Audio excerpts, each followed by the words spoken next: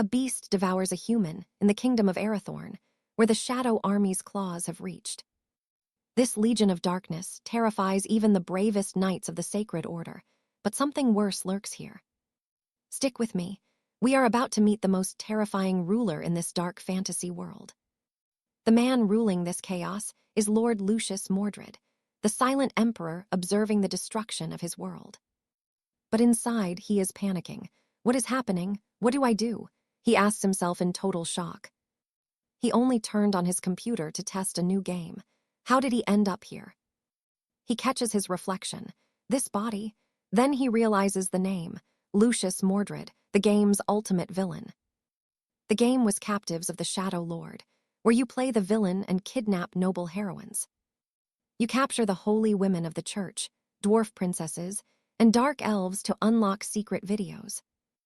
It was a massive hit at launch, but the marketing was bad and the developers eventually disappeared. The game was abandoned, leaving a mess of traitors and chaotic plot lines for our main character. Those captured heroines would suddenly transform into powerful goddesses, turning the tables on the entire Shadow Army. They would eventually destroy the Shadow Citadel, leaving the archdemon with only one fate, a brutal death. Our hero realizes he is doomed. This useless plot ends in his execution.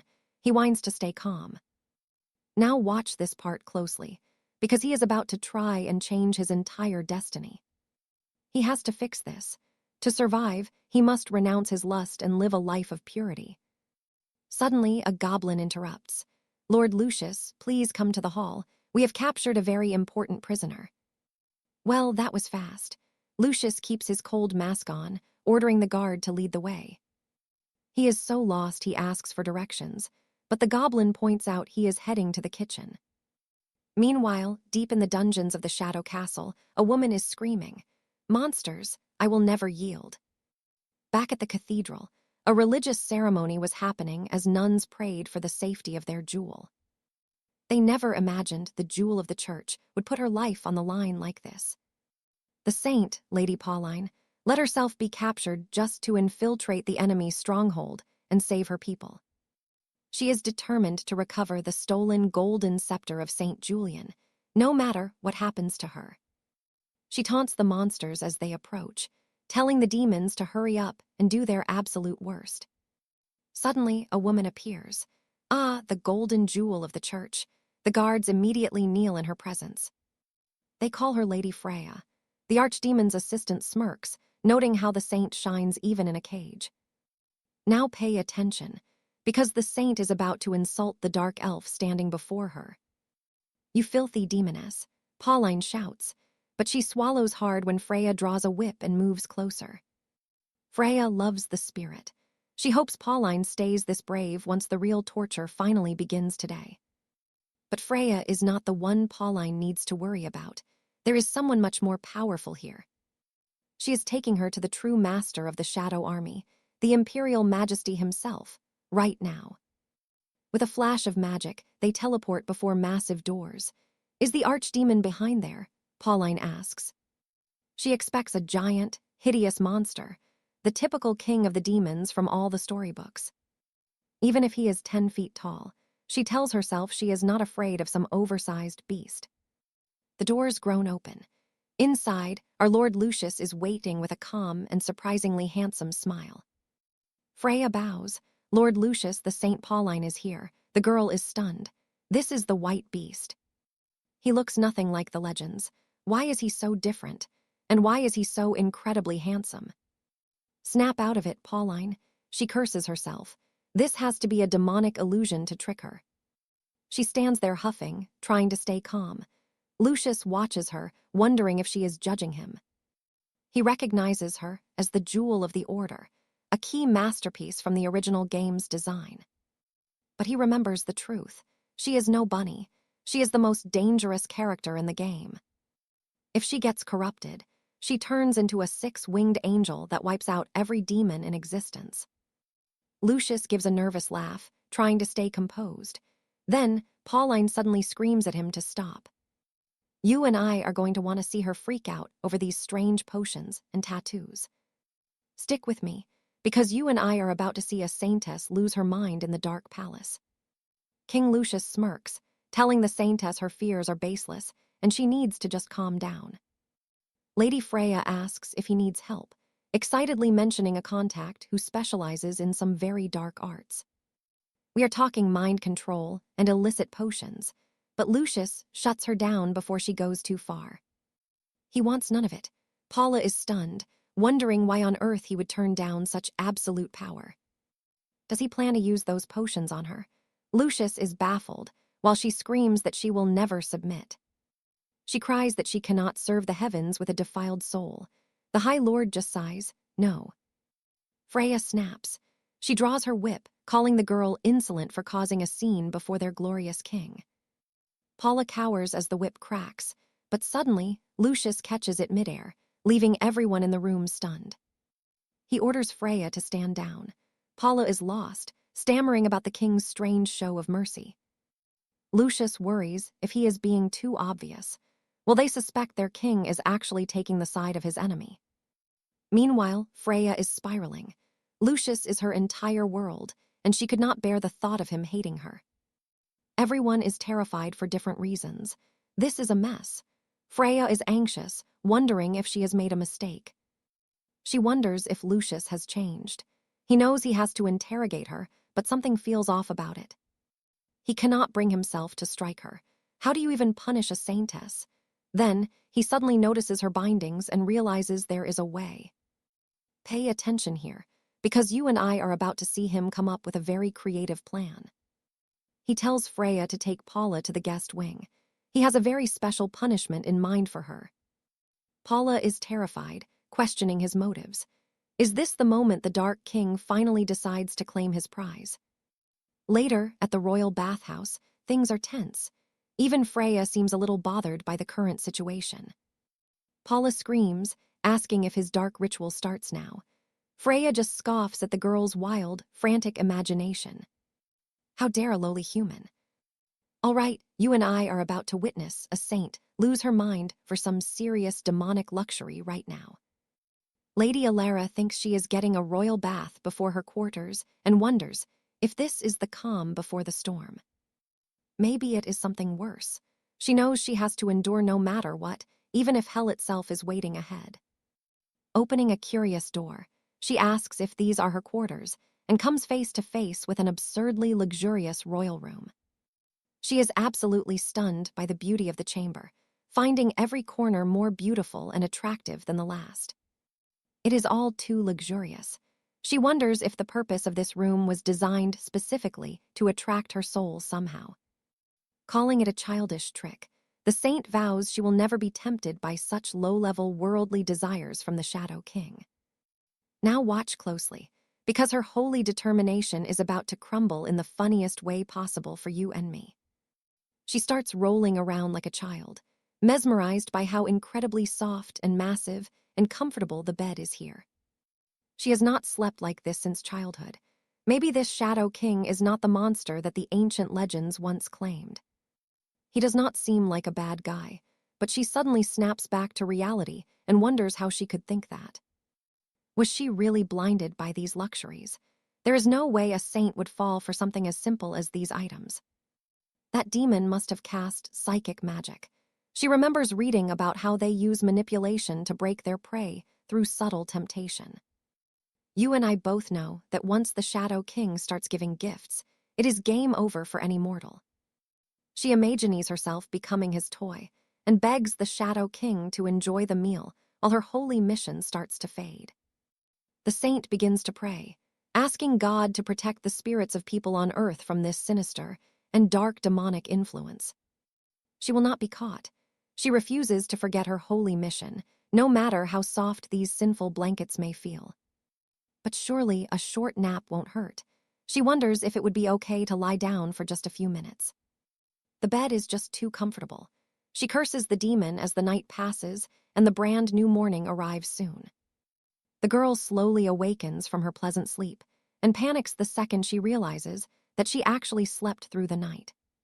She jumps out of bed, convinced this mattress is a sinister weapon designed specifically to destroy her holy and pure willpower. And that is where we leave her, getting caught by the enemy while looking way too comfortable here tonight. Join me as a maid bursts in, calling for Lady Pauline. She is told to change because Lord Lucius is in a crucial war meeting and demands she serve him. Gripping the fabric, she asks if this is really just a maid's uniform. Pay attention here. She suspects the Lord wants to humiliate her with this lowly role, hoping to finally break her spirit. But he has underestimated Pauline. She knows that humility is the true mark of a saintess, whether someone is born rich or born poor. For nobles or slaves, grace is universal. Trust me, this outfit. It is absolutely perfect for her. All right, you and I are watching as Alara sighs, realizing Lord Cedric has undergone a massive change of heart lately. He stopped her from torturing prisoners and even gave her a luxury suite in the castle instead of a dungeon. Now watch closely. She's confused why her only punishment is a maid's uniform until something suddenly catches her eye. Completely embarrassed, she asks what this is and how such a scandalous maid's outfit could even exist in the kingdom. She calls the cheap fabric shameful, while Cedric realizes he's found a very unexpected way to break her spirit. Wild, right? Trust me, you and I are watching the saintess's mental walls crumble just from a maid's outfit. She asks Paula if she felt it. She explains they can corrupt her without any violence or torture. This, she claims, is the true wisdom of Lord Alaric. Now watch this. The lady turns bright red from embarrassment. Paula thinks it is quite a clever move for a young fiend. The sentinel thinks this brilliance is worthy of a high lord. Alaric admits it is not bad at all. Our hero thinks that by making her a maid, he protects her from the castle's dangers. Plus, the dress looks great. You and I agree.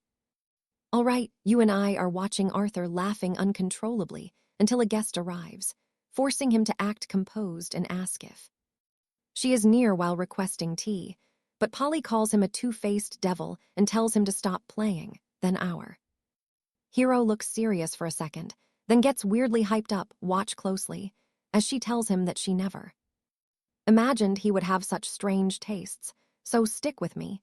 She thinks they should both finally just start leaning on the table, moving her body to ask what he wants, turning away as she claims it is not that kind of thing.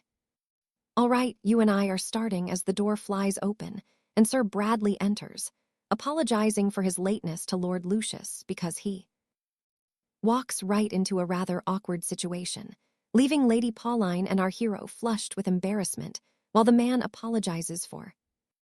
All right, you and I are jumping into a scene where a subordinate tries to leave, but Alastair shouts for him to return. Penelope calls it disgusting to have witnesses, but Alastair tells her to shut it and wonders what her problem is. Just then, the door swings open and a dark elf enters, announcing that the war strategy is finally ready. Alastair nods, declaring the War Council officially in session, before telling Sir Bradley to take a seat at the table. Bradley obeys, and soon Alastair reports that the 5th Battalion is moving perfectly, while the 4th smashes the enemy flank. The southwestern line is breached. Penelope is stunned that she is being allowed to hear all these classified military secrets. She wonders if he thinks she is harmless, or if there is a deeper motive, while Alastair watches the board. Now pay attention here, because everything is playing out exactly like the game he played back in his old world. Bradley points to the map, explaining that in 3 days, a massive maneuver will let them expand their sovereign territory. The trap is set to crush the opposition. Penelope is horrified, realizing the sheer scale of the coming slaughter. She sees the mark and realizes the Shadow Legion plans to storm the castle after a series of brutal strikes. If the Shadow Legion attacks with this much force, the kingdom of Rosengard stands no chance of surviving the week. Alastair spots her pale face and wonders what kind of crazy theories she is cooking up in that head of hers. He checks his internal game menu to decide the next move, debating which tactical path will lead to total victory. Trust me, you and I are about to see a plan so perfect it wipes out the entire enemy alliance. It is so easy even an idiot could win, but Alastair suddenly rejects the entire strategy to everyone's shock. He tells them not to sweat the troops and declares that Sir Bradley will personally lead the upcoming vanguard assault. Bradley is terrified as Alistair orders him to win in one decisive blow and march straight toward Ironhold Fortress. Bradley stammers that the monster legions are not fully grown yet and that their original plan was much safer to execute. Alistair asks if he is actually questioning a direct order, and Bradley quickly backs down, trembling under the cold gaze. The secretary claims he just does not understand, but Alistair knows the truth of what is really happening here. And that's where we leave it. Alistair is knowingly sending Bradley to a certain, brutal death as the game progresses. Now pay attention. As his death approaches, making these cold decisions without fearing the game's end is actually natural for him. Although he is a subordinate, Bradley is also secretly under the command of the Lord of the Flies from the infernal abyss. This sacrifice is a win, and trust me, you and I are about to see the secret Lucius has received. Stick with me. We are about to see how a simple rumor turns a whole war upside down. Alara realizes the fortress is actually an empty shell and blames herself for missing such a vital detail. Grinning, she thinks of Lord Alaric and how he will surely want to discipline her for this mistake. She wonders if he will use a whip or something far more intense to punish her failure. Bowing low, she apologizes for her subordinate's incompetence and promises to make things right. Alaric asks if she is feeling hot, then dismisses the intel, claiming the plan is already set. He tells Sir Bradley that even an empty city must be taken with absolute force. While his soldiers lack raw power, their stealth is unmatched, a fact Bradley finally starts to grasp. But then Alaric orders a full frontal assault at high noon, leaving Bradley completely paralyzed with fear. The knight protests, asking if this broad daylight attack is just a fancy way to die. Alaric scoffs at his narrow thinking, asking what the enemy would never expect from them. They expect a night raid, which is exactly why Alaric chooses the burning light of day. Now, watch closely.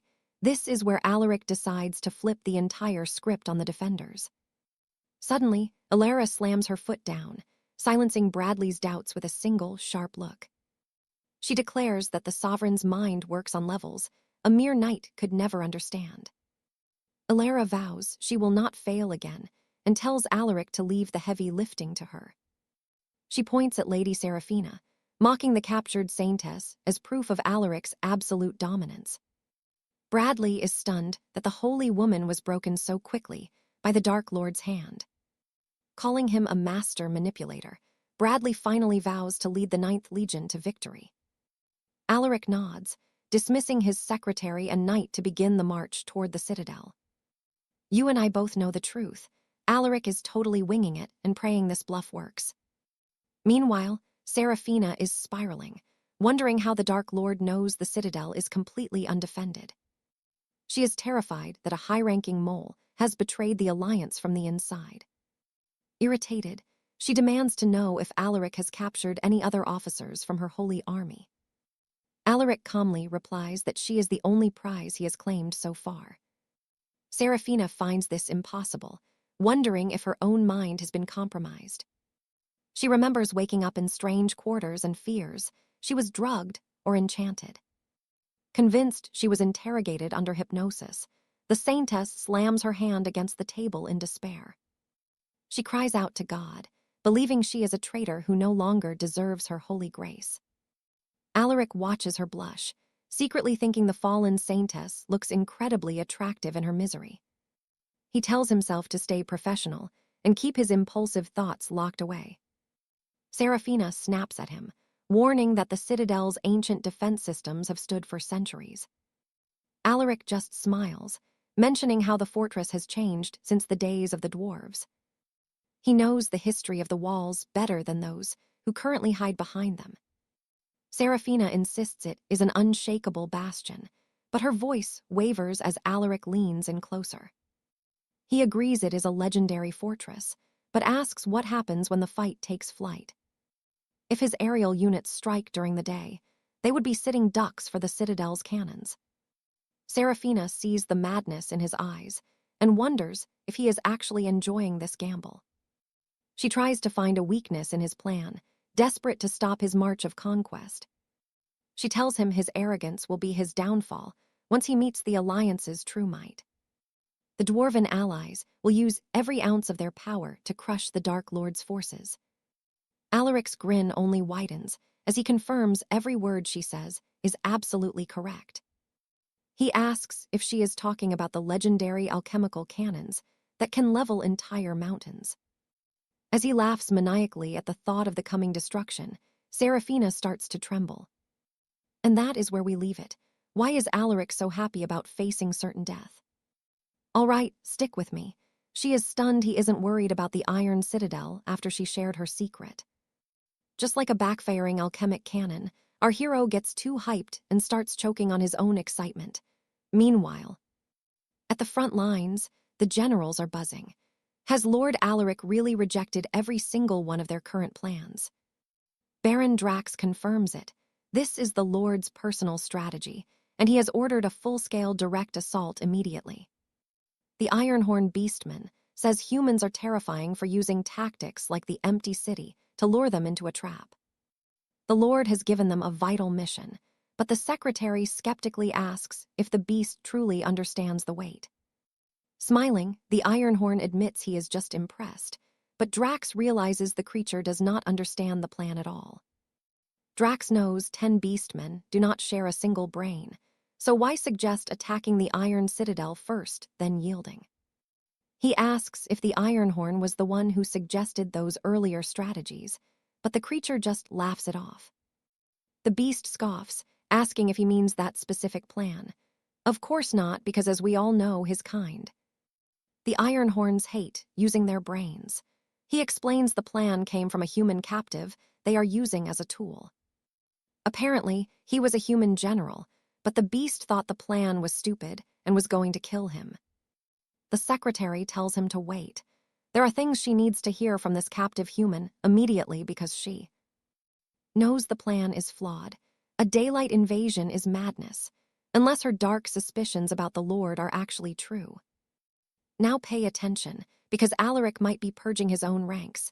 Meanwhile, in the freezing cold, someone was complaining about the bitter cold. It is Lady Alara, the traitor, thankful her captor is just a brainless beastman and that he actually agreed. If this works, the Lord will finally recognize her worth to the Shadow Monarch's grand army.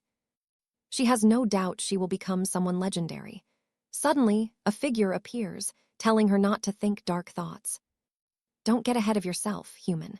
You'll help us soon because your little plan was rejected by the Lord.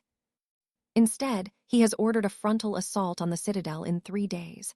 The woman is absolutely stunned by this. She claims a daylight attack on an invincible fortress is impossible, but Drax tells her to keep her mouth shut. He only wants to know how to make it work. If she fails, he will personally add her head to his growing collection. Alara trembles with fear, realizing she might just be a scapegoat the Lord wants to remove. Saying that aloud would dig her own grave. She must quickly find a reason for this sudden 3-day frontal attack. Why 3 days? Suddenly, the pieces fall into place. She thinks she has uncovered a brilliant move by the monarch. It is a genius strategy. Finding a twisted mental connection with the Dark Lord, Alara feels a surge of pride. She finally understands his vision. This strategy is pure perfection, and she is the only one who truly sees it. With a cold, confident smirk, she declares that she finally understands the true intentions of their Dark Master. She tells the Lord to attack in 3 days as planned. Fast forward to the walls of the Iron Citadel. A scout reports no signs of magic around the walls and says this thick fog will naturally disappear very soon. The creature wonders where this thick mist even came from, but the girl suggests it might be the Lord's doing. Since the Citadel is near the sea, this fog is natural, and it perfectly conceals their entire army's stealthy approach. She concludes the Dark Lord chose this specific day to attack because the humans would be distracted by the weather. He is extraordinary. She reveals that today is the day of the great Dwarven Wine Festival across the entire region. Everyone in the Citadel will be completely wasted by noon, and the defenses of this invincible fortress will be down. The security is basically wide open. It is the perfect time to strike based on the habits of their drunken enemies. Now watch this. Inside the citadel, it is pure chaos. Someone wonders how this disaster could even happen today. Princess Brunhild is absolutely hammered, but she's still acting very excited and shouting for another massive mug of ale. She bellows for more drinks until someone douses her with a bucket of freezing water to snap her out of it. She shakes her head, furious and embarrassed, asking who has a death wish for throwing cold water on a princess. A soldier asks how she can act like this when the front lines are in trouble. It was the marshal. The marshal asks how she managed to drink so much, and she sarcastically repeats the question back to him. She explains that the beer festival is the most sacred holiday for every dwarf in the entire kingdom. They even replaced the water in the warehouse with ale, so they could drink freely during the celebration. The marshal warns she is reckless. People die for this. You and I know it is not over. You and I are about to see the weirdest siege ever. The dwarf princess downs a barrel, daring anyone to doubt her strength. Suddenly, the booze hits hard and she face-plants. Lord Bradley roars for the knights to stay alert and guard the fortress walls. He warns them not to let the enemy use this thick fog to strike. They must defend the keep at all costs. The princess is actually impressed by his instincts. She claims that for a dwarf, more ale means more power for the battle. She brags that just a few more rounds will give her the strength to level the Overlord's capital single-handedly. Just wait for it. But then, splat. A massive wave of pink slime drops from the sky, catching the drunken royal completely off guard in the mist. Panic sets in as she asks the Grand Marshal what's happening, only to spot a shadowy figure trapped inside a pink sphere. She looks around in disbelief, realizing the impossible is occurring right before her eyes. Is this really the end for the fortress? Pay attention now. The enemy raid is already underway. Bradley admits the Overlord's plan was a masterpiece of deception and timing. The frontal assault is turning into a total cakewalk. The commander smirks, squeezing the magical pink essence between his gloved fingers. Around the princess, the slime erupts from the cobblestones. It coils up her legs, binding her tight until she's completely immobilized. Miles away in the dark palace, our overlord Lucius calmly sips a hot drink. To him, this war is just a game. He reflects on how surprisingly good the coffee in this world tastes, wondering if the sweets will be just as satisfying. The saint is losing her mind. How can he sit there eating cake while his armies storm the most invincible fortress ever built? She watches him devour a slice of cake, convinced this is some terrifying metaphor for the destruction he's about to unleash. To her, those strawberries represent the fortress towers, and he's proving he can swallow them whenever he damn well pleases. Lucius notices her staring and casually offers the saint a bite. She's stunned by his lack of urgency during a war. She's suspicious, asking what his angle is. Does the cake contain some dark magic meant to break her will and spirit? Lucius just shakes his head. She scoffs, asking if he really thinks a simple dessert can buy her loyalty or heart. You and I know how this goes. One second she's offended, the next she's absolutely loving that first bite of cake. She justifies it to herself, thinking there's no harm in eating the enemy's supplies. It's basically just seizing their military rations. But she's already hooked. Every sweet, creamy detail of the texture makes her wonder how something this delicious could even exist. When the heart is conflicted, the stomach usually wins. For her, the fine food is becoming a very dangerous distraction. She finally asks if he's even slightly worried about the battle, but he just wonders if the fortress is worth his time. She reminds him that his legions are currently sieging a stronghold that stood tall for centuries against every other invader. Lucius chuckles, telling her she's the only one stressed. He asks if she truly doubts his soldiers can conquer such a place. He admits there will be some losses, but reveals that the fortress artillery was nothing more than a bunch of empty props. Walking to the window, he tells the saint to relax. Today will bring news that changes everything for the both of them. Suddenly, a dark elf knight bursts in and bows low. She's arrived with the latest reports fresh from the bloody front lines. Lucius turns back to the saint with a smug grin. "See, I told you there was absolutely nothing to worry about." The messenger confirms it. The legendary fortress was practically a ghost town. That mysterious fog provided the perfect cover for their advance. The dwarves were too drunk to fight, thanks to the overlord's clever trap. His troops took the entire castle in hours. Lucius stares out the window, acting cool, but he's actually deep in thought about how perfectly his wild plan just worked. The saint is floored. He didn't even flinch at the news of such a massive victory. Now that is a true king. It's exactly what you'd expect from the demon lord. He turns around, calling for his commander, Free, to step forward. He asks if the cannons were really fake, and the elf confirms they were just wooden logs painted to look iron. Her troops have already cleared the junk away.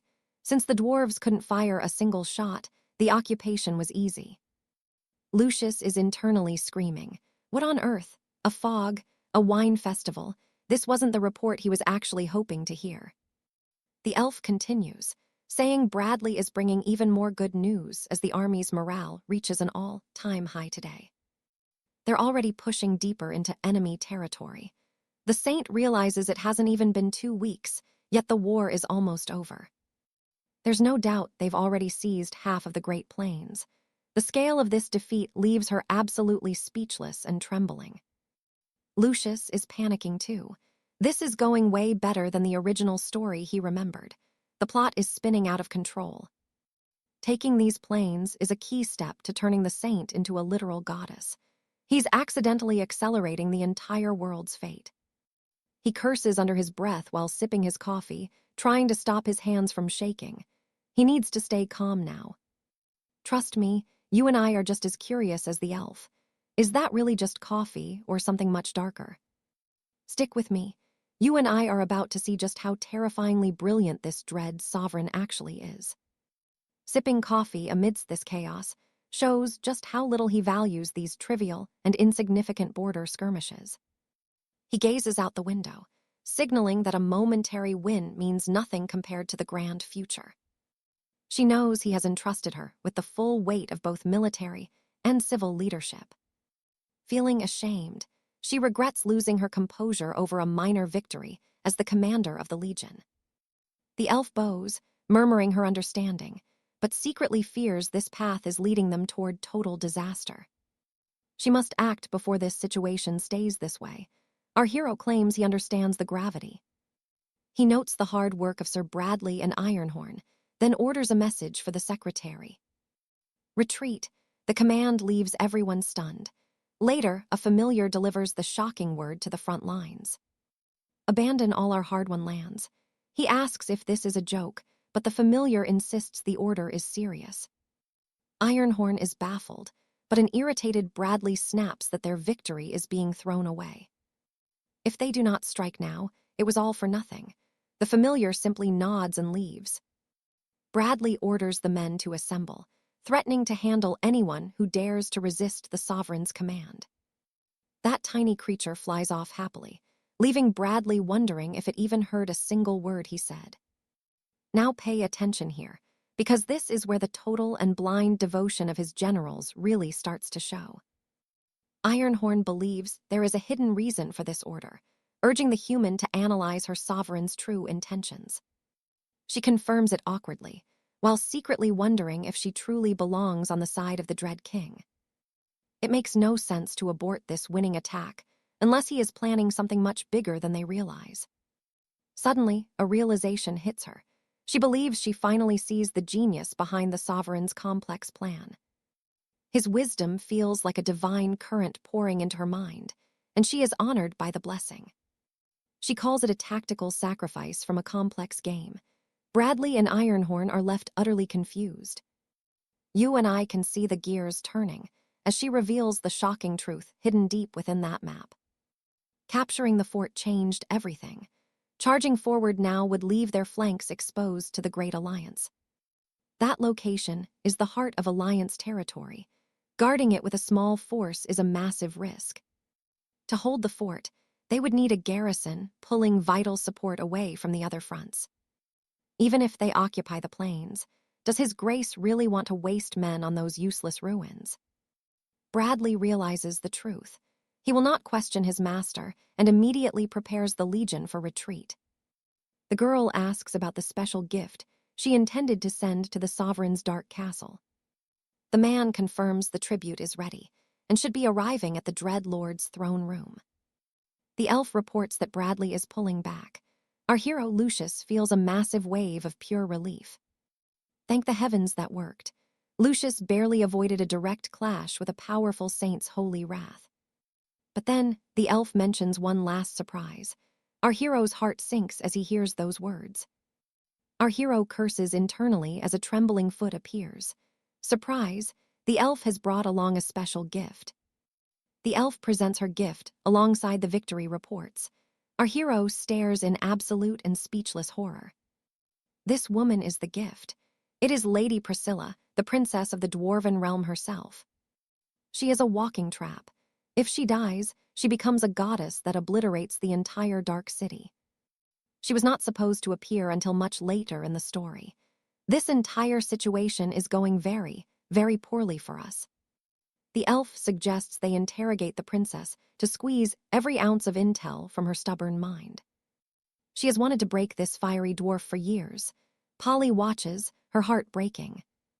She hoped the retreat meant the Lord was merciful, but seeing the prisoner ruins that tiny hope.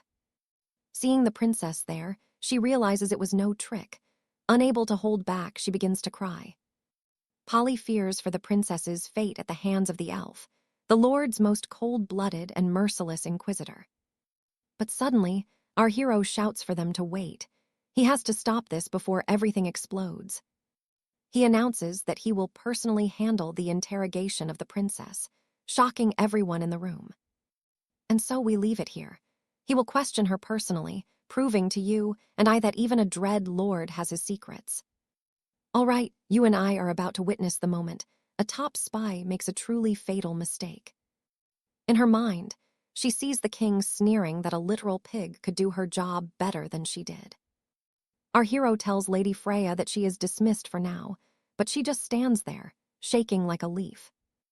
He has to shout her name louder before she finally snaps back to reality and stammers out a response.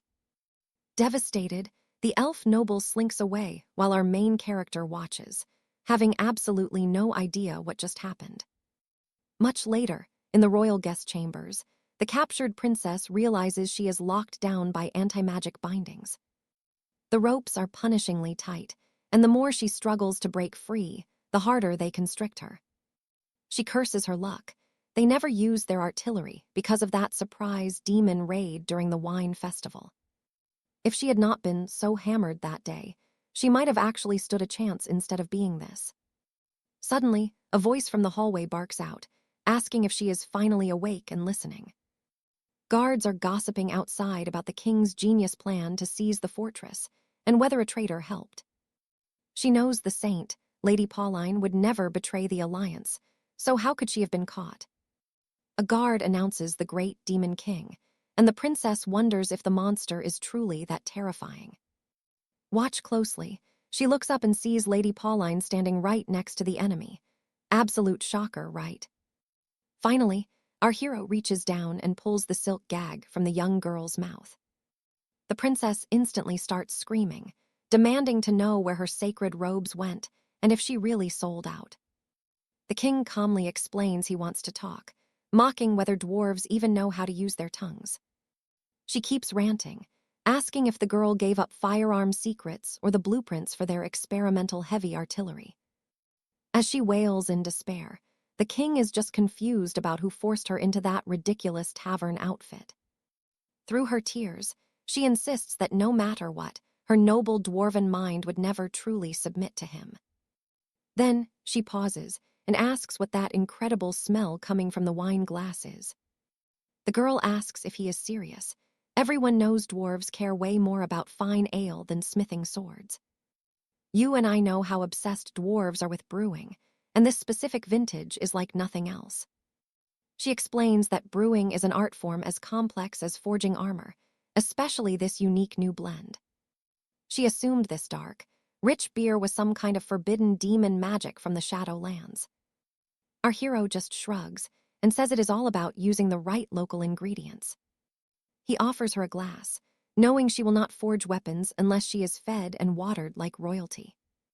The princess takes a hesitant sip and licks her lips, but then her suspicious, noble instincts kick back. She claims dwarves are the peak of diligence, and no mere meal will make her surrender her honor. But as a noble, she feels obligated to investigate the terrifying process behind this legendary demon brew. Her hand trembles as she stares at the dark mug, wondering how it smells this damn good. She takes a huge gulp, tasting notes of roasted coffee, ancient oak, and golden wheat all at once. It is slightly sour like premium beans, but finishes sweet, sending her soul drifting into a world of bliss.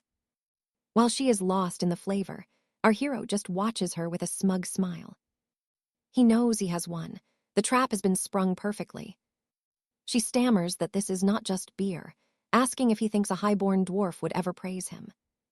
He mentions that combining dwarven secrets with demon technology could create the ultimate brew the world has seen. They both agree, and the king promises that every demon craftsman will follow her every command. She is stunned, asking if she really has an entire army of workers at her beck and call. Even the highest noble clans would not dream of throwing this many resources at just perfecting a drink. Later, in the fortress gardens, the princess tells Pauline how she resisted before becoming the head administrator. Pauline is horrified. Did the princess really join the Demon King just because of some fancy dark ale? And that's where we leave it, because honestly, what dwarf can resist a perfect drink? Trust me, it gets crazier. All right, stick with me. Penelope is absolutely stunned, asking if that is why the Duchess joined the Dark Lord. Then Priscilla explains that. Now watch this part. Priscilla admits it was purely for progress. Brewing an ale no dwarf could resist that temptation, trust me, then asks if the... All right, you and I are diving into a royal mess, where the princess reveals Pauline's maid disguise. She overheard the shadow demons. It was Pauline who leaked the Iron Citadel's secrets. Talk about a major embarrassment. She suspected she was the only rat in the walls, but she's still holding onto a shred of hope. She thinks she's just overthinking, but Priscilla isn't buying it. Is she really being that naive right now? Is she making that face because she's branded the greatest traitor in the kingdom after the Citadel finally fell? Priscilla suddenly stops. She sighs, realizing there is absolutely nothing they can do about Pauline's drinking habits. Pauline is confused, but the princess waves it off. It's not important. They need to move on. Lady Pauline looks exhausted. She swears she never consciously betrayed the alliance to that monster, whether Priscilla believes her. She explains the Dark Sovereign plays the part of a gentle lord, but it's all a mask for his cruelty. Now pay attention. She reveals he has terrifying hypnotic eyes and wisdom far beyond any mortal man. Manipulated by dark sorcery, she leaked secrets unknowingly. He's a total creep, but somehow a very kind ruler. He's a perverted villain who thinks he's the hero of his own story. The girls share a moment. Pauline warns they must be careful. Today he wants wine. Tomorrow he might force her to draft maps for conquest. She shudders thinking about how close she came to losing herself entirely to his dark, twisted whims. Our hero watches them, his mind drifting into wild fantasies. Pauline's face turns a bright shade of red. Priscilla watches her closely. She can tell by the look in her eyes that the girl isn't lying. The church's saintess has an iron will, and while the Dark Sovereign is basically a demigod, something feels off. Why give up a massive vineyard? Priscilla asks if she really thinks this is all just about the wine. In reality, this whole vintage is meant to keep the Dark Sovereign in a daze while they plan their move. Pauline asks what her true goal is. Does it have something to do with those massive arcane siege cannons? Stuttering, Priscilla admits it. She couldn't move the heavy artillery while in chains, so she played his little game. She took his offer just to find a chance to sabotage those weapons once and for all. Pauline looks skeptical. Priscilla notices her doubt and snaps. Does she really not trust the daughter of the king? Pauline moves in. Suddenly, she grabs the princess, telling her this is perfect. They're finally on the same page for once. You saw that coming, right? Pauline reveals she's actually searching for the lost sacred staff of Aegis. Priscilla is shocked. That's a holy relic. How could a legendary treasure like that end up with the demon army? Exactly. Pauline got herself caught on purpose to get close to it, but his hypnotic eyes were stronger than expected. Priscilla stares at her. Did she hear that right? Was this girl captured by choice, or is she just insane? Catching her off guard, Pauline declares their goals align. One destroys the cannons, the other steals the staff. Once they succeed, they'll run the castle together. She pulls Priscilla into a tight, very suggestive embrace. She says she'll play along with the Dark Sovereign tomorrow, distracting him while Priscilla makes her move. The princess tells her not to get too carried away with the acting, because she's literally suffocating her. A goblin spy watches from the shadows, thinking the princess should probably stay exactly where she is. Time passes before someone asks for a report. The goblin explains he heard every single word of it. Our hero asks for clarification. Priscilla wants the cannons, and this other girl is trying to steal the staff. The goblin nods. He's excited, thinking his years of scrubbing floors are finally going to pay off with this. Our hero mutters about ingratitude. He's seen monsters from the deep pits of hell show more loyalty than these two. If they escape, it'll be a disaster for his plans. Suddenly, Pauline calls out for a 5-star rating. Our hero smiles. He almost forgot that they were planning a grand escape right under his nose. The goblin beams, thinking his master's smile means a promotion is coming. He feels like his future is set. The hero knows keeping them here is nothing but trouble. It's time to send them back where they came from. Their little escape plan is exactly what he expected. The cannons are a problem, sure, but there's more. Maybe the whole armory needs to go, or even the castle. The goblin is confused. Did he mishear something? Finally, the Lord turns away. He's already 3 steps ahead of their little game of betrayal and holy relics. You and I just witnessed the start of a dangerous game. Trust me, things are about to get explosive. All right, stick with me, because Lord Alaric is about to pull off the ultimate power move. The monster trembles before our hero, stammering a terrified yes as a massive energy blast suddenly tears through. Alaric orders him to keep it a secret forever, and since their enemies want to cause trouble, he will give them a chance. Our knight shakes his smoking fingers as Polly wonders if the Duke wants the manor gardens cleared. Polly wonders if the Duke wants her to clean the back garden, but the goblin says it has been neglected for way too long. Startled, she realizes she is tasked with the back garden, while the creature gives her a stern warning. He mentions the treasure room is not far from the garden, but he adds a stern warning that she must never go near it. That is where the ancestral staff is kept. As she leaves, something odd catches the goblin steward's eye. She heads off, thinking this is the perfect chance to exploit her master's rare mistake. Now watch this, Polly begins her trek, planning to use the pruning as a clever cover. She thinks she will just pretend to work until she finds the right moment to slip inside. This citadel of shadows is no ordinary place, and the bizarre flora definitely looks otherworldly. She wonders if these alien plants belong to the abyss, but figures trimming them should be simple enough. Just a few branches to cut, right? She plans to finish quickly and head straight for the treasure. With a quick snip of the shears, she clips a flower, and the entire garden suddenly awakens. The tree actually screams in pain. Before she can react, the angry trunk lunges forward.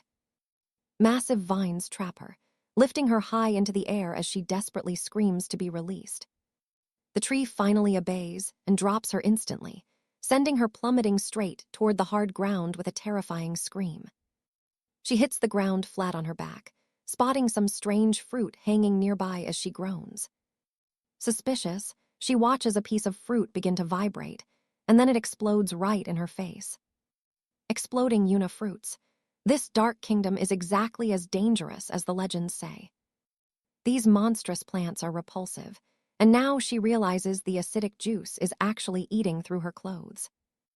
I know what you're thinking. She needs to move fast, and she starts crawling away in panic. Her hand lands on something fleshy, and a giant man-eating plant suddenly rises to snatch her up. It lifts her off the ground as a mysterious hand emerges from the nearby bushes. Dragging herself away, she curses the twisted mind of whoever would plant such a horrific garden. She refuses to stop here, especially once a sweet, heavenly scent begins to drift through the air. In a sunlit clearing, a pure white flower stands out against the darkness of the fortress. It is shockingly beautiful for such a grim place, growing vibrantly despite the surrounding shadows.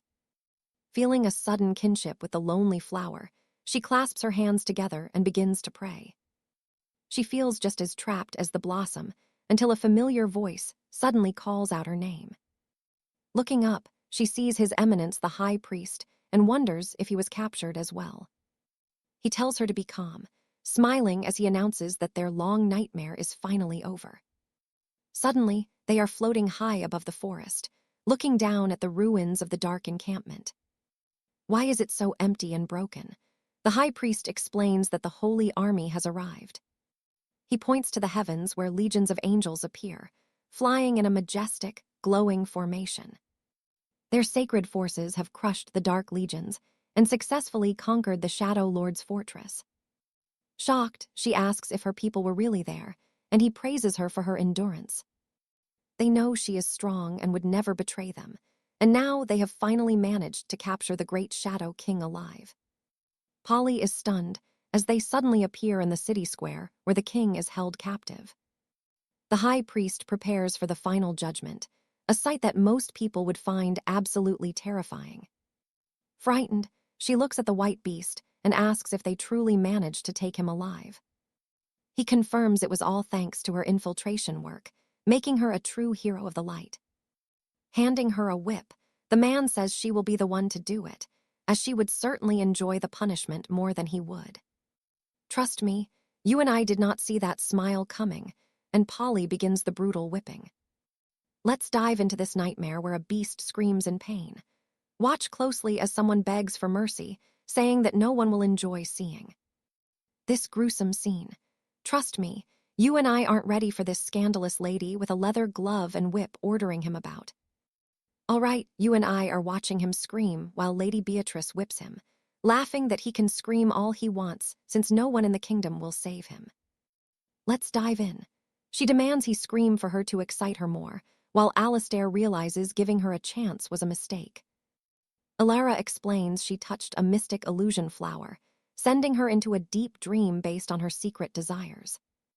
As Alistair notes how warm it feels, the girl continues her taunts, asking why the powerful emperor has stopped screaming. Now pay attention. Alara snaps, calling the girl a peasant and demanding she show respect to the Lord, even in fantasies. Alistair tries to settle the tension, but Alara is staggered that anyone would imagine such a scandalous situation with their ruler. While our hero faces total embarrassment, Lady Penelope keeps going, declaring that begging for mercy won't help him at all. You saw that too, right? She clutches her pillow tight, asking if he has ever truly experienced the wonders of manhood. Penelope starts sobbing while hugging the princess tight, crying out that she simply can't handle these intense feelings anymore. Princess Beatrice desperately tries to talk her down, admitting that she is also reaching her limit with these wild thoughts. Trust me, you'll love this. The princess then asks if she's also been having naughty fantasies about the emperor. All right, you and I are watching Polly claim she has no fantasies about him, while the princess thinks these illusions say otherwise. Stick with me because Lady Hellman is already plotting her next move, certain that Polly just blew a massive opportunity. Luckily, she has a backup. When it comes to the art of escape, nobody beats the dwarves from the kingdom of Baronia. Lady Priscilla returns from the cellar with a secret weapon to show her loyal friend Penelope right now. Let's see what it is, a shovel. Penelope is crushed, weeping because she's reached her absolute limit. An annoyed Priscilla snaps that humans simply don't understand the true power hidden within a tool like this. She starts laying out the blueprints, explaining to Penelope that every single inch of the grounds has been calculated. From the cellar to the barracks, She knows the exact path they need to tunnel straight into the royal armory. They'll wreck the cannons, steal the staff, and then slipping in and out of the fortress will be child's play. But nearby, the hero overhears this and thinks digging a 3-kilometer tunnel is just plain insanity. Now pay attention, because the hero honestly wonders if these 2 girls have suffered some serious head trauma. By the time they finish, the demon legions will have conquered half the kingdom, so he has to act fast. He summons the guard, and a tiny goblin dressed as a maid comes scurrying into the room. Later, the princess scoffs, reminding them she's Priscilla, queen of the dwarves, and she won't forge for any demon. Unless there's ale involved, her dwarven pride is not for sale, and she plans to keep it that way. But the maid delivers the emperor's direct command. Forget the ale, she's headed to the stores to gather forging materials. You and I both know that storage usually means trouble, and the girls' faces say it all. Remembering Penelope's past disasters, Priscilla knows this won't be a simple walk in the park. Penelope seems completely spaced out, leaving the princess wondering what on earth is going through her mind. Still, this is an opportunity they can't afford to waste. No matter the cost, they have to take it. Reaching the warehouse, Priscilla is stunned to find no guards, no supervisors, and absolutely 0 staff on duty. She walks right in, cursing the Dark Lord and wondering if he's actually led her into some kind of trap. Just as she suspects she's in the wrong place, something familiar catches her eye in the shadows. Suddenly, the object starts thrashing wildly. Panic sets in as she tries to remember where she's seen this before. Stick with me. As the stuff starts covering her, she realizes this legendary material is the key to everything. All right, you and I are about to see a simple task go hilariously wrong for this poor girl. She hits the dirt, cursing her luck with things that keep binding her, but then she spots something. Deep within the dust, she finds Heart Mother stone and rare iron, treasures you won't find in an entire mine. That's when she realizes this entire storage vault is overflowing with the most precious minerals in the world. She wonders if this is the entire loot from half the continent, and she's not even wrong about that. Suddenly, she's desperate to join his side, staring at the riches with pure envy while still being tied up. Wealth surrounds her, and her reflection glimmers in a nearby staff as we shift back to the main castle. All right, you and I are about to see if a captive princess can pull off a holy heist as she struggles with a glowing staff. A holy voice says she finally noticed its presence, claiming the heavens have united their fates together today. She tells the annoying relic to shut off its light, then breaks free from her heavy and painful chains.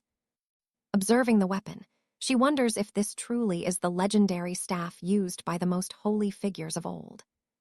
This is the sacred 𝑽𝒊𝒂𝒎𝒆 staff, and she steps forward to finally claim the powerful divine artifact. She declares she's reclaiming it for the saintess, while the weapon insists their meeting is a matter of destiny. The staff offers to explain the situation, warning her that the Dark Overlord must never find it here. It explains that hiding is their best solution, so they can avoid any dangerous complications with the demons. Later in the King's Forge, Priscilla thinks the demon army management is actually quite lazy and flexible. This lack of inspections is her perfect chance for a successful escape with the stolen holy relic.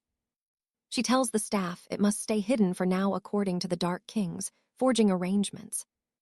Her plan is to forge all day, and then secretly smuggle it out during her midnight rest. Now pay attention here. The staff agrees while Priscilla gets irritated about how huge the weapon is. She wonders how she could possibly hide it, but suddenly a risky idea strikes her in the workshop. Later at the Citadel, she arrives to find a cold, dark elf general already waiting inside the forge. The general demands hundreds of spears be forged, while Priscilla tries to avoid being noticed by her. She recognizes the commander and desperately hopes those sharp eyes don't land on her captive face. The elf asks why a dwarf is here, and the goblin explains she's the captive princess with elite skills. He praises her incredible smithing, and the general steps forward to give Priscilla a hard slap. She sneers at the princess, remarking that the Dark King tamed her royal pride very quickly indeed. Priscilla asks what she wants, but the general is tempted to personally train the royal dwarf. She starts searching the girl, asking about a hard and thick object hidden beneath her clothes. She senses a secret holy aura and asks if this is necessary for the king's weapons. The staff actually seems to enjoy this, making Priscilla judge the entire church very harshly. You and I know she's in trouble. She realizes being caught stealing will mean her execution by the king. She lies and says she will melt the staff down to forge a legendary blade for the king. The staff is terrified, asking what this crazy dwarf girl thinks she is doing to its body. It begs her to stop, but Priscilla says this is just a holy trial from the heavens. The weapon screams that she's a demon in disguise and starts confessing all of its secret sins. It admits to spying on nuns in the bathrooms under the pretense of being cleaned daily. It reveals the Pope and the Cardinal have secret duels that nobody is supposed to know. It blabs even more impossible secrets as a new morning arrives at the Dark King's castle. Lady Polly is pacing around and wondering why Priscilla hasn't returned to her yet today. She imagines the princess on her knees, begging the demons for a drink and crying forever. She fears she's lost her friend, but then Priscilla finally arrives at the Citadel chambers. Polly is ecstatic and screams for the girl, startling everyone in the room with her shouting. She hugs Priscilla tightly, relieved that the princess didn't end up in the king's bed. Priscilla says she has good news and is ready to retrieve the staff for Polly today. Polly is overjoyed, but the princess warns her that the staff looks a bit different. Polly screams in shock, and the traumatized staff just starts screaming right back at her. Let's wrap this up. It seems the holy staff has seen way too much to ever be the same. Lady Priscilla arrives with news, claiming she has everything ready to recover the sacred staff for Lady Pauline today. Pauline is desperate for the truth, but Priscilla warns her that good news always comes with a bitter price. Now watch this part carefully. The reveal is absolutely insane because the staff looks completely different now. Pauline screams in horror at the holy scepter, which yells back that dwarven crafts are built to be handled roughly. All right, you and I are about to see how chaotic this gets. She is crying that it is all her fault he looks like this. It was the only way to fool the dark elves. Seraphina says she cannot let a holy relic be turned into something so hideous. He wonders if that is really the best way to describe him. Alara tells her to calm down. This is just a simple trick. It is just a glamour, like the illusions demons use, and she can strip it off whenever they want. But the staff is not sure. He asks if being removable is really a good thing. The girl ignores him, claiming she is not just hiding his massive magical power. She has actually added new features. Placing her hand over the relic's eyes, she starts explaining all the extra bells and whistles. Like after a hard day, he can give a relaxing massage or even spray water. He is basically a multifunctional tool now.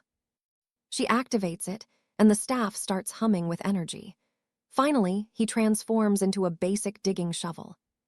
Seraphina calls it Lady Alara's sacred spade, while the staff screams for her to stop using his name so lightly. Elsewhere, Lord Alistair sighs, realizing his subordinates are totally unreliable. Trying to plan anything with them is just impossible. It is better to just give them direct orders. Hours later at the palace, he examines a blade, praising its fine craftsmanship. The dwarven forging skills are truly stuff of legend to produce such a weapon in only a few days. The princess thinks it was a waste of talent, but the materials were so good, the sword basically made itself. She says she is leaving if there is nothing else. The elf calls her a scoundrel, shocked by such blatant disrespect to the lord. Alistair tells her not to rush off just yet, admitting he is impressed by her work. He has a much bigger job in mind. Now pay attention, because this next request changes everything. He asks her to create war weapons, specifically alchemical cannons. He is fascinated by these new siege engines sent from the front, but Alara reminds him she already said it is impossible. Alistair does not care. He is leaving the entire project to her, and he only wants to see the final results. He is leaving this entire job to her, and the only thing he cares about is the final result. She thinks that being left with the cannons means she can dismantle them. If she accepts, she will become a traitor. She would be a traitor just like Seraphina, who leaked fortress secrets. The elf wonders if the Lord is being too trusting. She is shocked the dwarf princess even accepted building the weapons, as such a massive construction project is usually rejected. As a subordinate, she needs to protect the Lord's reputation in case the girl dares to refuse him. She imagines herself stepping on the princess while drooling. Now she has a perfect reason to teach the girl a lesson. Then, with total determination, the dwarf princess says she agrees. The elf is stunned. Is she really saying yes to this? She tells her to think it over, but Alara does not understand the elf's position. What a mess of a master-servant dynamic. Lately, His Majesty has been taking every chance he gets to play mind games. The elf seems restless and impatient. Alistair realizes that absolutely nobody in this fortress is mentally stable anymore. He is just getting used to the insanity now. And yeah, I am with him on this one. Nobody in this castle is sane. Alara tells the Lord she will do it. But how the cannons are used depends on her. She warns him not to go back on his word. Alistair smiles. He is the sovereign and gives her his word, appointing her the chief of weapon development. Alara seems to love the idea. Much later, someone calls for His Majesty. It is the elf again, still full of doubts.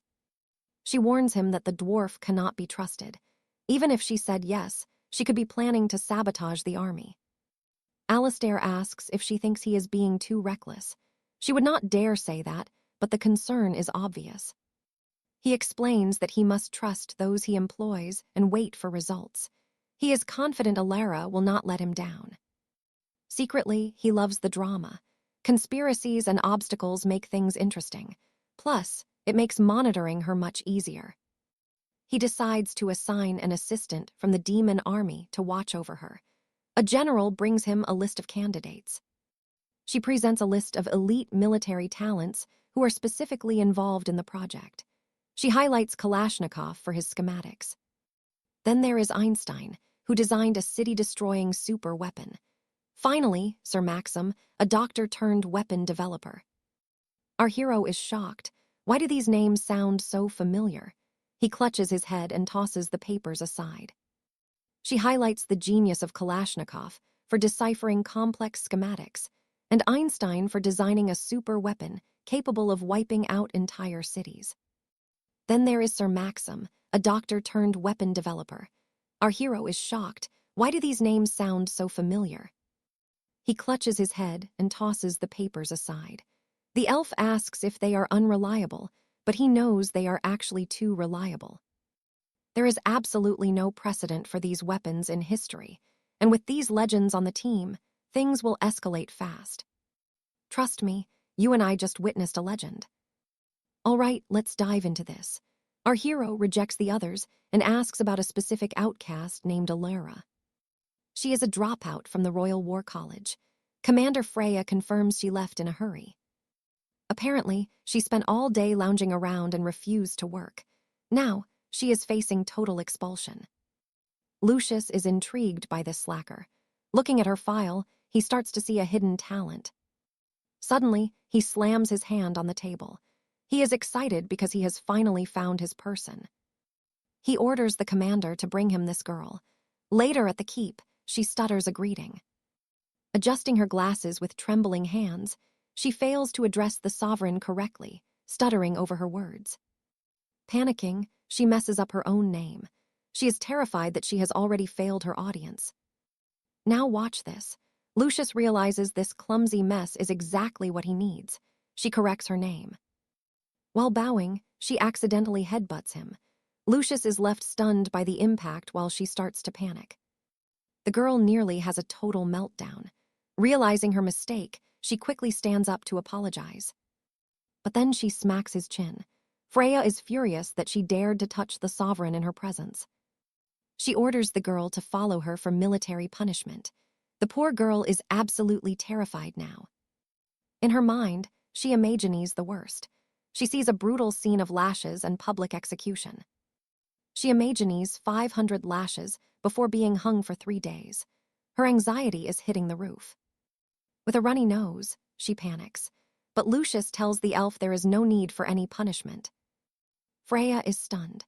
Lucius asks if it is true that Alara has made no military contributions lately. Lucius asks if she has made no progress in 2 years. She is too shocked to even answer. She tells him she will pack her bags and return to her home in the abyss. Lucius wonders why she wants to run, but he offers her a chance to be chief engineer. Now you and I need to see this.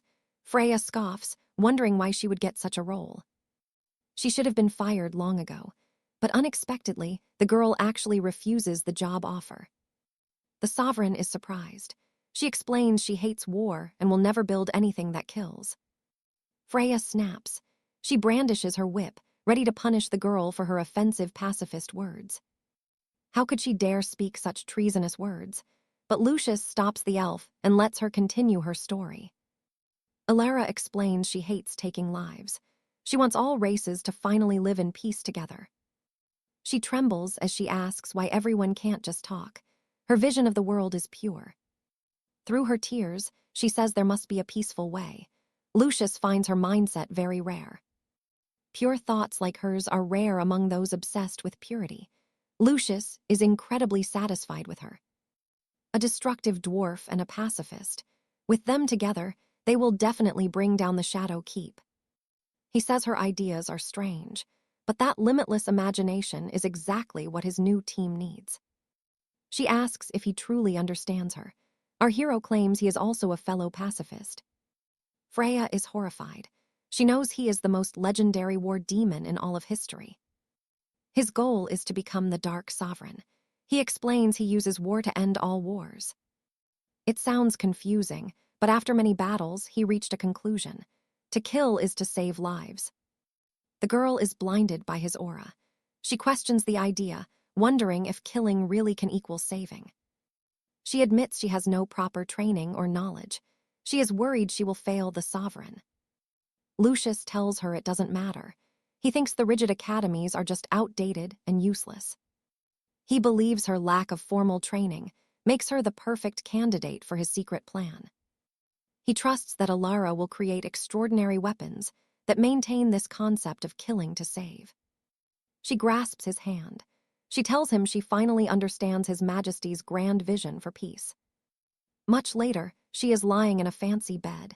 She keeps thinking about his strange words. She wonders what killing truly means. Outside, the war between realms continues as always. For thousands of years, soldiers have died and citizens have suffered under the weight of war. Rivers flow with blood as the war rages on. You and I will have to see what happens.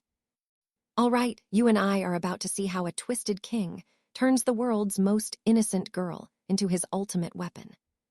We have lost track of who is right and who is wrong in this ancient history of blood. The source of war remains unchanged. She cannot bear the sight of death, but she wonders if staying neutral is even useful. Is killing truly just another way of saving? The war to end all wars is coming. Lady Alicia says she finally understands. If you kill only for greed, it is murder, but without obsession, it is salvation. She cannot bear the suffering of the common folk anymore. By raising her blade to cut down evil, she believes she is finally doing what is right. What harm could there be in that? She thinks she finally understands His Majesty's dark vision for their kind in this broken, war-torn world. Suddenly, she snaps out of it. Something strange is happening nearby, but she forces herself to stay focused. Now is not the time to rest. With newfound fire in her eyes, she vows not to fail the king. She will carry compassion in her heart while forging a path of destruction. She is creating a super weapon to end every war on the continent. Meanwhile, the elven advisor, Friel, finds the emperor impossible to read lately. His recent decisions are bizarre, like changing regional taxes in ways that make absolutely no sense to the High Council or the military generals. No matter how she calculates it, it looks like he is cutting off his own supply lines. Still, she assumes his genius is just beyond her. Now pay attention here, because this clumsy girl is about to become the most important person in the workshop. Watch closely. The girl smiles brightly at the elf, who asks what is going on. Where are her glasses? And why the massive pile of old scrolls? She explains she swapped to magic lenses and that these are her new assignments. She admits she was once incredibly naive about the world. Now she is dedicating her life to the king's arsenal. Friel asks her what she actually learned from the monarch's cryptic words the other day. Alicia says killing is saving. You must cut the karma, not the person. Only by ending the war can true peace finally descend on the land. Crying, she calls this the king's true kindness. Friel is shocked. How did this girl she once looked down on transform so completely? Friel realizes she cannot fall behind now. If every one of His Majesty's moves was correct, then she has to step up her game immediately. The elf raises a determined fist. She will not let his expectations down. Sometime later, we move deep into the heart of the workshop. Princess Beatrice thinks the Lord was incredibly generous. Not only did he send the cannons, but also rare ores. He truly does not care. He gave her way too much. If she were not surrounded by monsters, she could build world-ending weapons. But for now, dismantling comes first. You and I saw how complex that machinery looked, right? Well, Beatrice is about to try the impossible and take it all apart. A goblin worker asks if reassembly is even possible without the chief engineer. Beatrice snaps back, asking if the little monster doubts her skill. She is the only one who can handle this project. But suddenly, a voice rings out, ordering them to dismantle it exactly as requested. The princess demands to know who this newcomer is. The girl introduces herself as Sheena, the deputy chief of the Royal Development Team. Beatrice is not impressed. She thought the king would send a master, not this clumsy child. She wonders if the king has lost his mind. Sheena tells the goblins to get moving since the order is confirmed. They start working, but they are terrified of breaking the delicate ancient parts. Sheena just laughs at their hesitation. She tells them brute force is the answer. These dwarven machines are not fragile little toys at all. Beatrice watches, disgusted. She thinks Sheena's plan is inefficient and reckless. The workshop fills with the sound of metal being violently torn apart. As Sheena works with brutal speed, a small gear rolls to her feet. Automatically, her mind begins to race at a terrifying speed. She measures the piece instantly, evaluating its proportions against the rest of the massive weapon. Sheena realizes the chief's order was actually genius. She bets the chief has a photographic memory just like her. It does not matter how messy the dismantling is when you remember everything. The heavy barrel is covered in special runes. That is the secret to compressing magic. There is also a complex spring hidden in the base. It allows the weapon to handle its own massive recoil without shattering. Sheena is in awe of this masterpiece as she keeps digging deeper. Finally, Beatrice announces she is done. But Sheena, she is losing herself in the excitement. Trust me, you and I are not ready for what comes next. Priscilla ignores the noise, thinking this is just a useless trick as the dismantling of the great cannon continues. The work is brutal, but Lady Asana watches with a pensive look while the massive weapon is slowly taken apart. A stray gear rolls to her feet, and she immediately begins calculating the complex mechanics within her own mind. She studies every inch of the piece, comparing its exact proportions to the rest of the massive siege engine. It is exactly what she expected from the Lord's favorite engineer, a bold design that only a genius could conceive. She bets the chief is just like her, because with a photographic memory, dismantling things is child's play. She notes the special runes engraved on the barrel, which are clearly the key to compressing magical energy. A specialized spring at the base allows the cannon to absorb its own devastating recoil without shattering into pieces. Asana is in awe, realizing this is a true masterpiece of engineering as she uncovers every hidden secret within. Finally, the princess announces she is finished, and the Lord declares they will both be rewarded for their contributions. All right, stick with me as Princess Priscilla realizes she finally understands everything the gremlins are asking the lead engineer. They ask what the next step is, and if they can start replicating parts, or if she needs to explain the process. The princess wonders what he is thinking. After all this dismantling, does he really believe she wants them to rebuild it? She says everyone worked hard stripping the cannon, so to celebrate, everyone will have 2 days off to get some rest.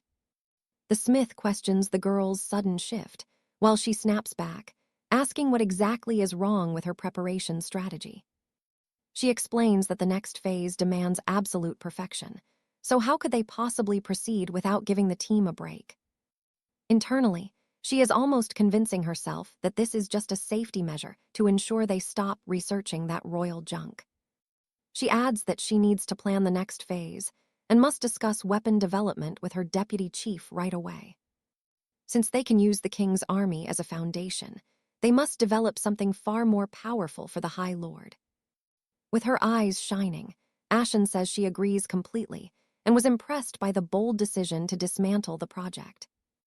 She admires the hard work and the choice to innovate constantly in order to meet the high expectations of their lord. Priscilla agrees, secretly mocking how easily she bought the lie. She cannot believe the girl was actually this gullible. This makes everything easier. Besides that massive cannon, she suggests they need a smaller weapon for the infantry squads. If this new gear is developed, it will completely flip the script on how wars are fought in these lands. Excitedly, Ashen asks if this weapon truly changes the battlefield. The princess confirms that it will, calling the device a pistol. She explains that a simple trigger mechanism launches a projectile with enough force to make one soldier worth 100. Ashen asks if this means fewer soldiers will be needed and deaths will be reduced. Priscilla thinks she is an idiot. The weapon seems viable in theory, but to Priscilla, it is nothing more than a refined, expensive toy that will fail. But pay attention here, because Ashen is a genius. She realizes the design suffers from heavy recoil and energy loss. It might only scratch enemy armor, she thinks, but the core theory is solid. Perhaps she can perfect the design herself. She analyzes how the cannon stores energy in its barrel and considers using that mechanism for her own portable prototype. By adding specific fuel, she can make the ignition work better, and she can also expand the internal chamber space. Adding magical materials would ensure the projectile explodes on impact.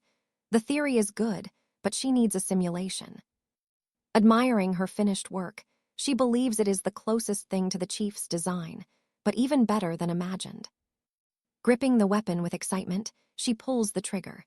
The device roars as she repeatedly blasts the rock wall. She pauses for a second to observe the impact craters. Suddenly, a massive explosion occurs from the concentrated magical force. The power is incredible, but she concludes it needs a faster reload time. With a few tweaks, she can improve it. Later, Ashen looks at the finished plans. Once the prototype is complete, she will present it to the Duke immediately. Priscilla watches from afar, laughing at her for wasting time on a rejected project and a failed endeavor that leads nowhere. You and I see our hero observing the two girls, thinking it is perfect that one dismantles while the other watches. He feels at ease with these two geniuses. On the other hand, Polly seems deeply troubled and scurries through the garden. She appears to be heading somewhere with determination. Suddenly, she lets out a scream and tumbles onto the grass. As she sits up, someone nearby asks if she is all right. The girl replies she is fine but must find a way. She desperately needs to escape from this shadow fortress, no matter what it takes to get past the main gate. Crying, she tells herself there is no time to stop. She starts sprinting again until a voice tells her to watch out. She looks to the side just in time to slam face first into a massive oak tree, falling to the ground sprawled out. This is way harder than it looks, she thinks. Meanwhile, in the town square of Westwood, the siege has finally ended. The demon army successfully captured or eliminated 16,333 enemy soldiers. Commanders Minus and Bradley led the charge. They achieved victory thanks to the Lord's wisdom, but the greatest credit goes to the Flying Legion and General Minus. Minus is grateful and says that Bradley is a true friend, asking the High Lord to give all the rewards to him. Our hero thinks they are acting like best friends now. What he really wanted was for them to keep fighting out there. He did not want them to take the fortress so easily. He says that in any case, this is moving too fast. He had hoped the siege would last long enough to keep his generals busy, but their efficiency is a real problem. As the reports come in, he realizes his plans for a long conflict have been completely ruined by their sudden success. And that is where we leave it. Let's see what he does next. First, Lord Bradley is told he will no longer lead the 7th Legion, because that unit is being disbanded. The man is absolutely horrified, but his face changes when he hears the rest of the Lord's surprising plan. Lucius laughs, telling him not to worry, as he has decided to grant Bradley his own fertile fiefdom instead. The elves are shocked, since the Lord has only granted such a massive territory to a few high nobles. Bradley tries to refuse the reward, claiming it is far too much, but our hero insists he deserves it all. He tells the commander there is no need for humility, as his service to the kingdom has been legendary. Lucius knows this is exactly what a traitor of this caliber deserves, urging him to accept with gratitude. The Duchy of Marindor might be small, but it is rich, fertile, and home to a very specific treasure. It produces the Phoenix Ember, a stone vital for powerful weapons, making the land incredibly valuable to any lord. Wait, I know what you are thinking, but here is the real twist. This whole reward is a total death trap. Deep beneath those mines sleeps a fallen god, and according to the game lore, that deity is about to wake. Once that ancient power stirs, the entire Duchy of Marindor will be reduced to nothing but ash and scorched earth. Bradley and his legion will be wiped out without Lucius lifting a finger, removing a potential threat forever. Next, Lord Minos is given a ministerial position in the castle affairs, leaving the poor Minotaur totally confused. He tries to argue that Minotaurs aren't built for brain work, and that military matters are already a headache. But our hero just smiles, and before the creature can protest, he launches into a tidal wave of complex jargon. He buries Minos under complicated explanations until the poor creature is left standing there, looking absolutely terrified and lost. Frey watches in awe, believing the Lord is truly trying to help his subordinate grow into a great leader. Minos admits the speech was impressive, even if he didn't understand a single word of what was actually said. Lucius just brushes it off, telling him that personal growth is vital and that he has full confidence in him. He is glad the bluff worked, but he knows he needs a more elaborate plan for the challenges coming next. He hopes the Saintess is managing her escape well, as we cut to a location far away from the castle. Pauline tells the Holy Scepter that they finally made it out of Blackstone Keep, but the staff remains very cautious. And trust me, we are just getting started, because one discovery means there will be no escape for them. All right, you and I are about to see a Saintess who definitely needs a map and survival training. She calculates that, after following the correct turns and walking for a total of 23,000 steps, they will finally reach the fortress of Oakhaven, though the staff remains extremely skeptical about her plan. The staff argues they are nowhere near the goal, while Pauline stubbornly claims her mental map is flawless. It warns her to stop talking immediately, as dark vines are already stretching out from the thicket toward them. These demonic creepers lunge forward, wrapping themselves tightly around the poor girl before she can even cast magic. Now pay attention, because the Overlord has set a deadly trap for anyone foolish enough to lose their way. The staff shouts that now is not the time for regrets. They need to find a way to escape. As Pauline begins to panic under the pressure, the Holy Relic desperately calls out to keep her focused. The relic orders the Saintess to keep moving, while the trees themselves join the ambush, swinging their heavy branches. It reminds her these are only mid-level monsters, and they cannot afford to stop or show any weakness. Pauline claims she is fine, but her strength fades fast, and she is soon found collapsed on the floor. When asked if they are lost, the Saintess scoffs, claiming she is better at finding paths than a hound. The staff mocks her dog comparison, but she insists that if they keep going, they will find the lake. A little later, they stumble upon a massive shimmering pool, but the staff isn't convinced this is actually water. You and I both saw that coming, right? Well, that shimmering pool is definitely not a peaceful lake.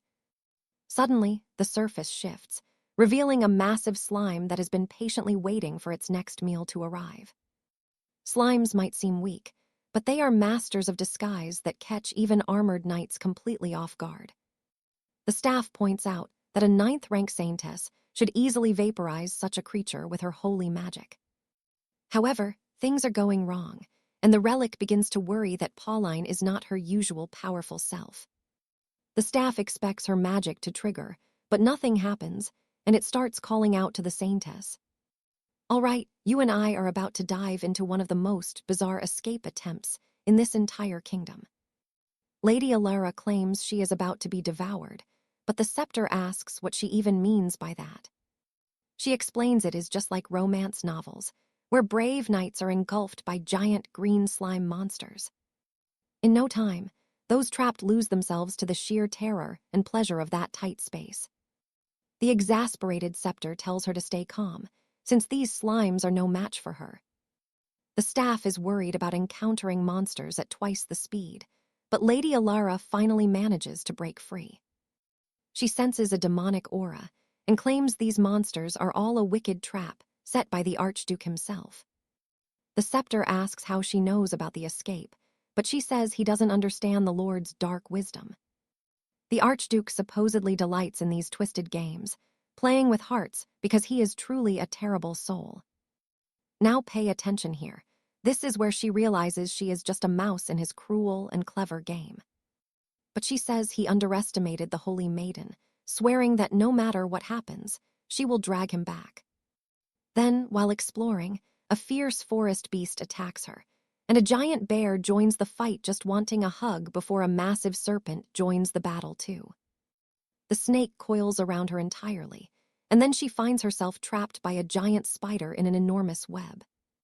The scepter asks if the maiden is really okay, but she replies that despite everything, she has suffered no pain.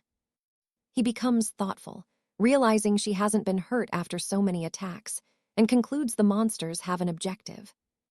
They had only one goal, and she must have excellent attributes, but more time passes and night falls now. He urges her to hold on a little longer, until they finally reach the citadel walls, and she celebrates loudly. They cross the ironwoods and escape the Archduke's grasp, but the scepter asks her to wait while he observes things. He looks at the enormous castle, with dark shadows lurking in the distance, realizing they reached a terrible truth. You and I both saw that coming, right? They are right back at the starting point of their journey. Lady Alara should have already escaped the Archduke's control, as the cannons were destroyed by that fool Magnus. That idiot is handling internal affairs, and the defenses were dismantled, so everything should be going well for Lucius. He wonders why he would go to the human world to bring destruction when he misses the saint's presence. He can almost hear her voice suffering, while Lady Alara calls him a damn demon and our hero smiles. Her voice fills the room as reality sinks in. Looking to the side, he sees Alara collapsed on the floor. She curses the Archduke because he intentionally gave her the illusion of escape just to lead her into traps. Alara claims he prefers mental torture over physical pain, and that this was all part of his master plan. She thinks he wants to break her spirit, but Lucius is baffled that she got caught so easily again.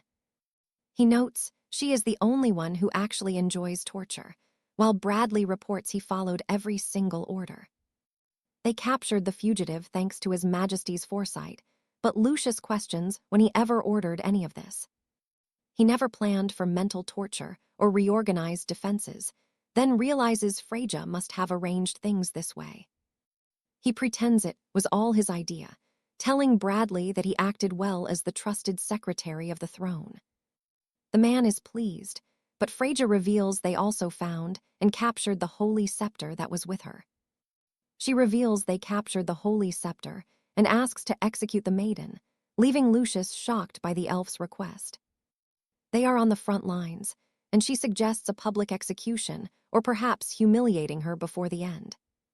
This would deal a blow to their enemies and damage the church's influence, but our hero quickly shouts no. He thinks all those options are terrible and concerned, so he tells the dark elf she is totally wrong. He explains that this will not demoralize the church and could even ignite a massive fury within their ranks. A disorganized enemy is easier to handle than a united one, so the maiden cannot be executed right now. Under no circumstances can she die, so 𝑽𝒊𝒍𝒂𝒎𝒆 asks if they should send her back to the main citadel. She asks if it wouldn't be safer to move her away from the front lines and any rescue attempts. Lucius realizes she is right, so he repeats the word rescue with a smile while giving his new orders. He orders them to escort her back and place the scepter in storage room 3 for his personal study. Trust me, you and I are going to want to see where his strange new intuitions lead us next. The Alpha agrees that something is off, mentioning he has been having some very grim intuitions lately.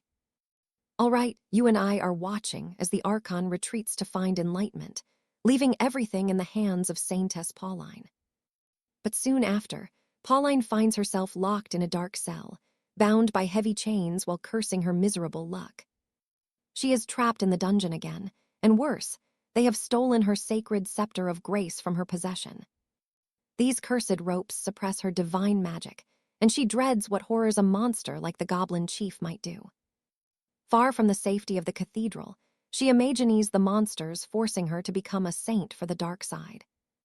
But she tells herself to stay strong, as she cannot give up just yet while that vile creature stands there. The beast mocks her, mumbling, asking if she truly thinks escape is possible from the lords who take this seriously. Laughing, he says the guards will enjoy their prize, and that nobody can ever infiltrate the Fortress of the Shadow. Now watch this part carefully, because this entrance is absolutely legendary. A massive blow strikes the creature right in the face. The impact sends the monster flying, leaving him unconscious against a crumbling stone wall while the dust begins to settle.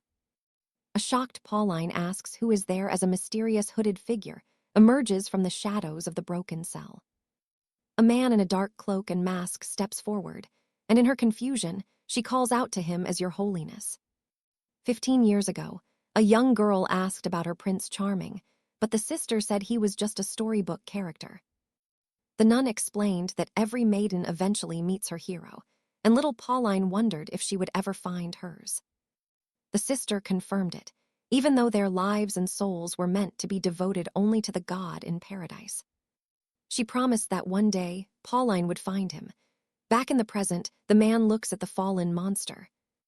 He calls her most holy, promising to be there whenever she falls into despair, risking his very life to save her. Kneeling and defenseless, she begs for his aid, and as he reaches out his hand, she asks who he truly is. She wonders why he would venture into the Demon King's castle, but the man claims he is just a wandering adventurer. He justifies his presence, saying that if he does nothing, she will be executed and he will be completely doomed. If she becomes a distant goddess, his world ends too. He insists that he will definitely get her out of here. Compared to the dangers of the abyss, her safety is far more important.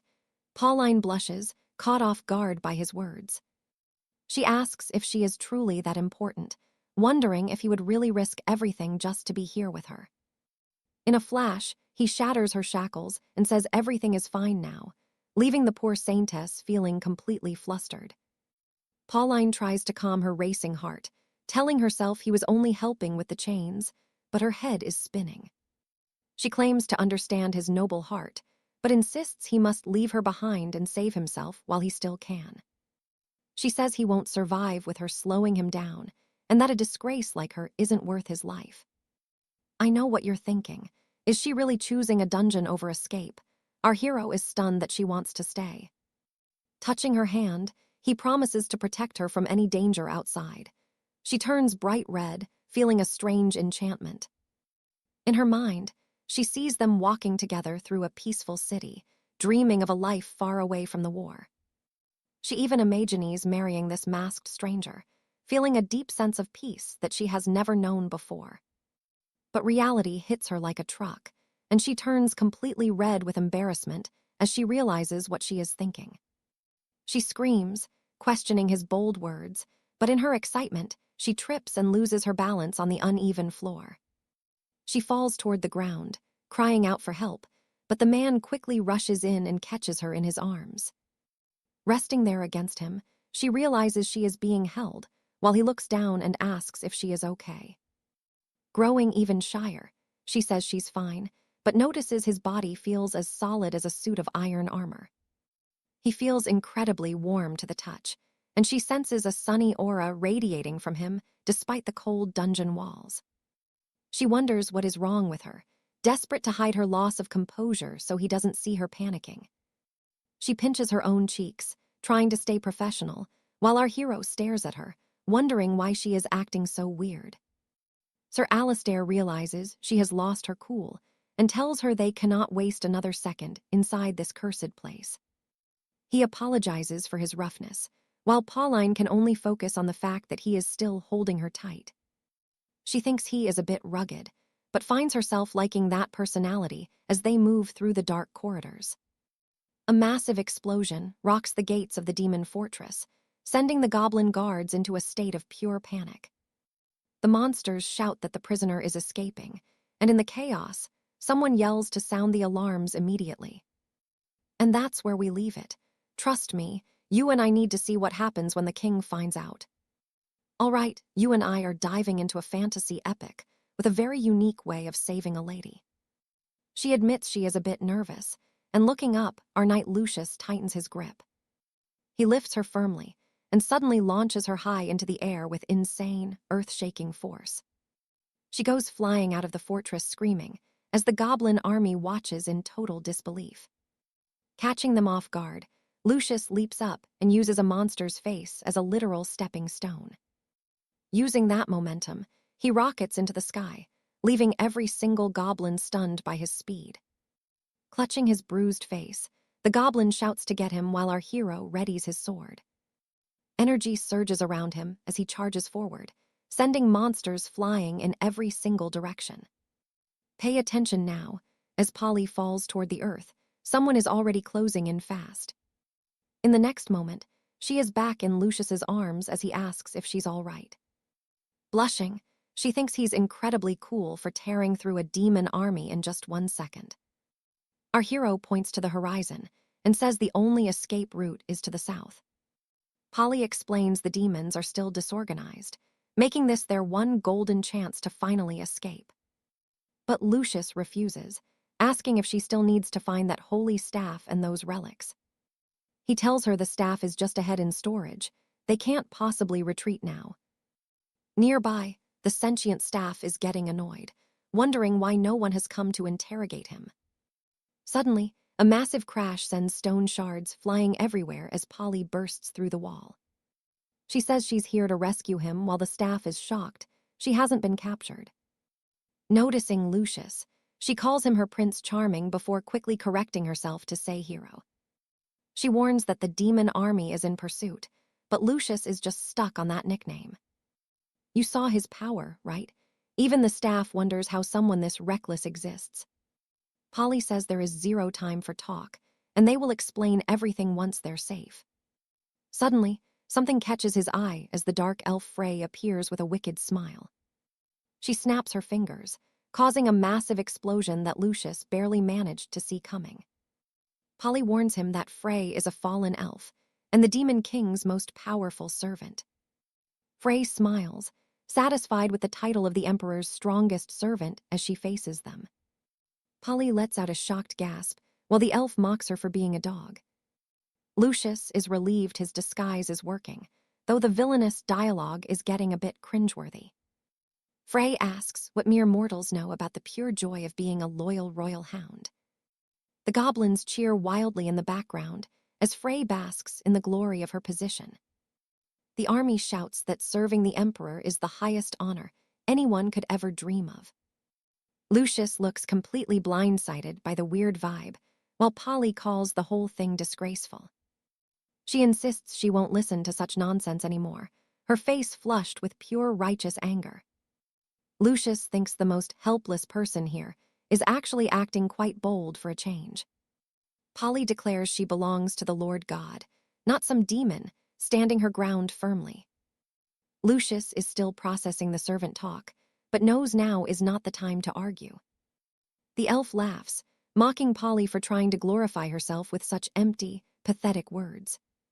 She admits they have some skill, but they won't be escaping this fortress alive today.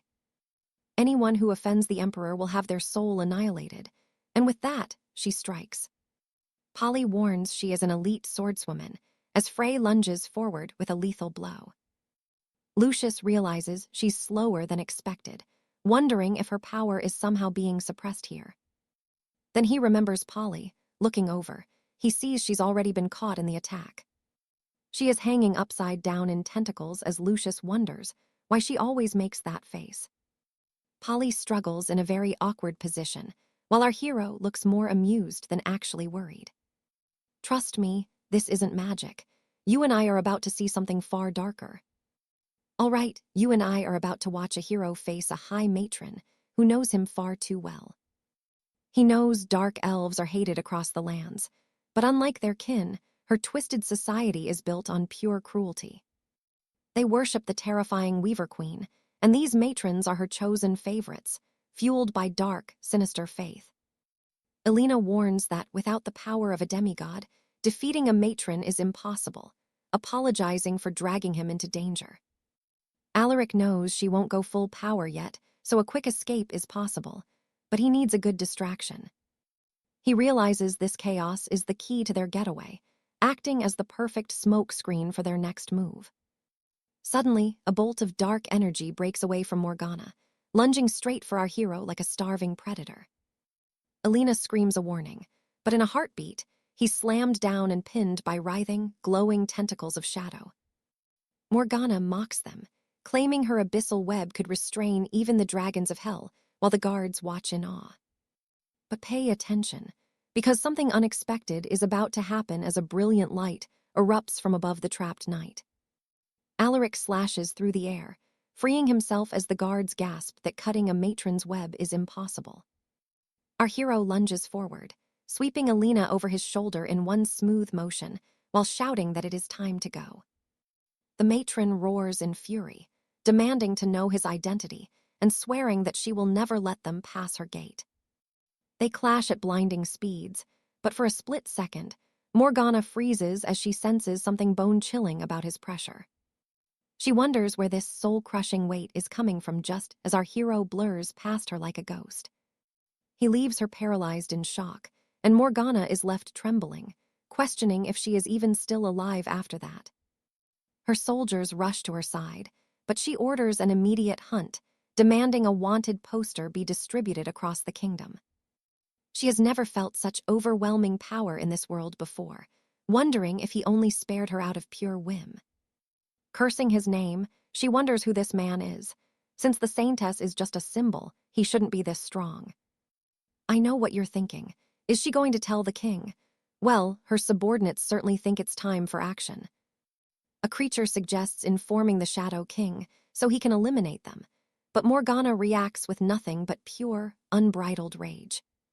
She slams his face into the dirt, grinding him down as she snarls about how pathetic they look for failing miserably.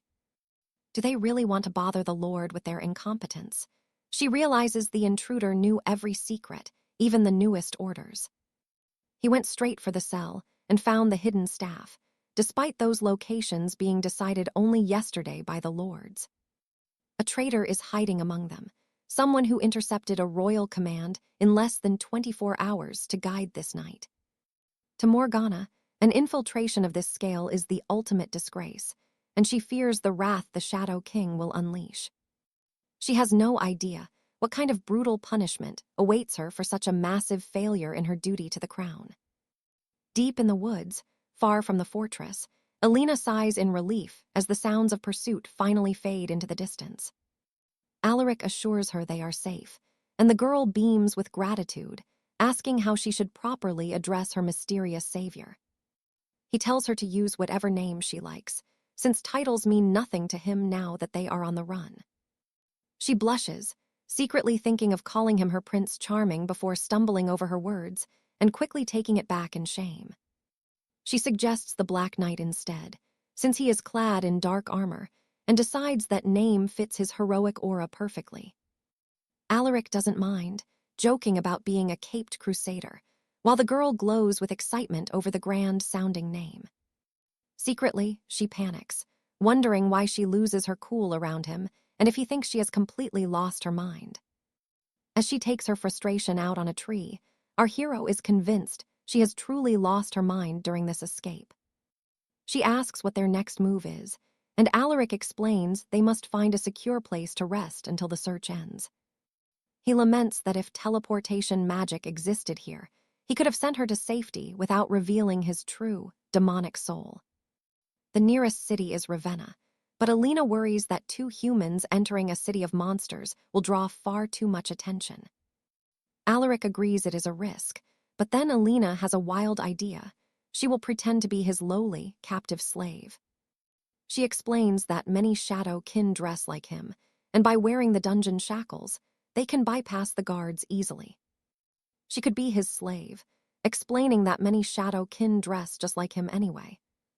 He asks if she actually kept those shackles from the dungeon, horrified at the thought of her degrading herself like that.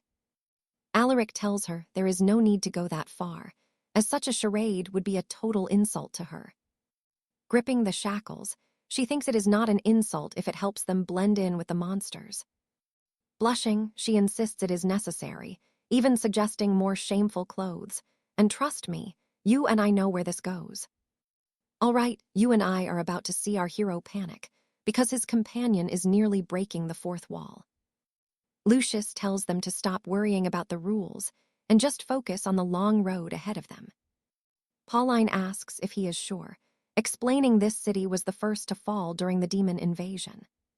She fears that after years of massacres, the place has become a literal hellscape for any human survivors.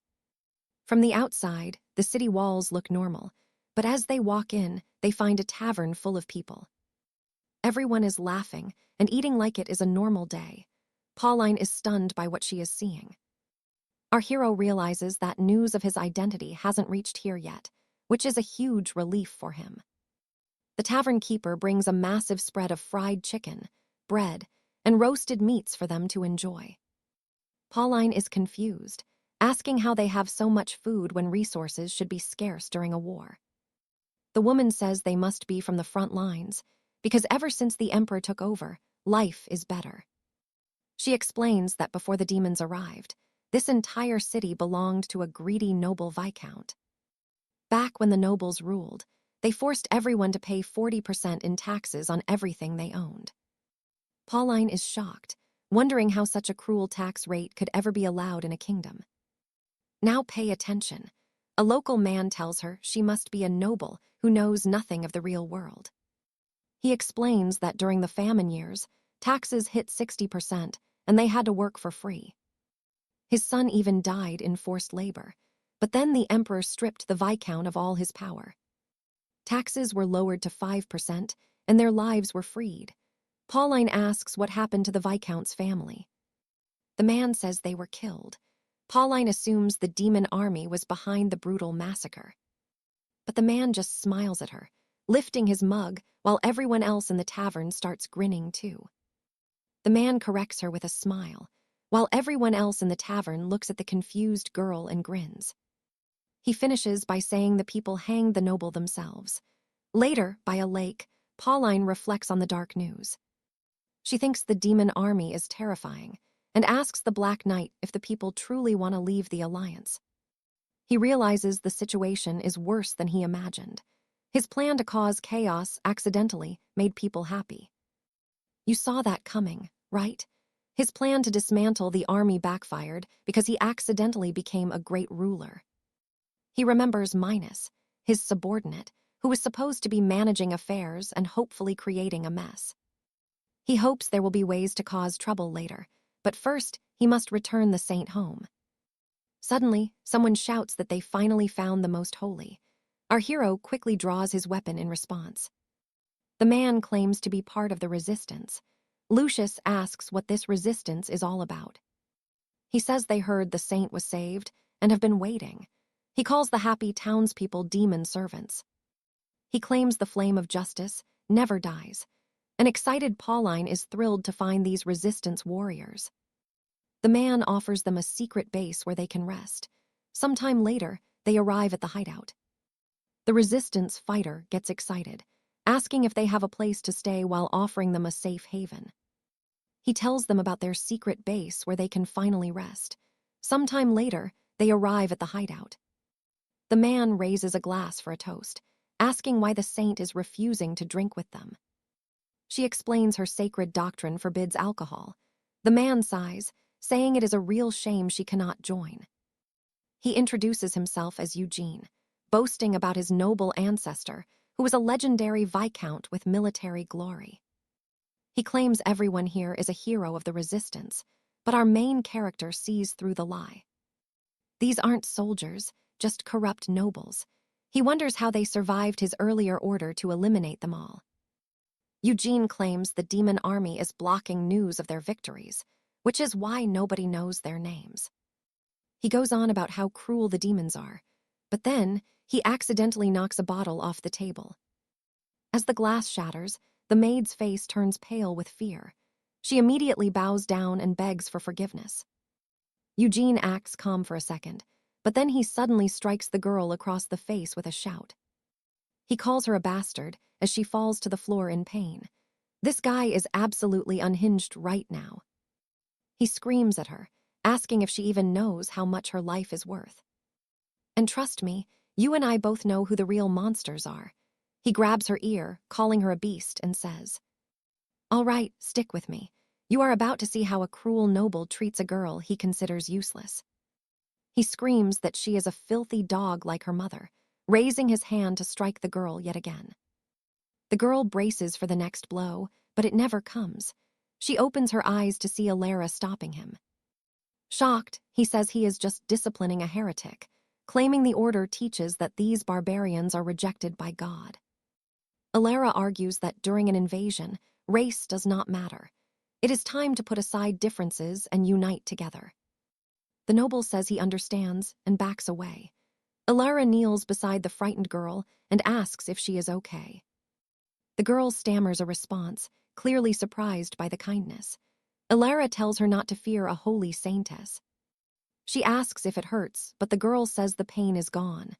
Now, pay attention, this moment changes everything.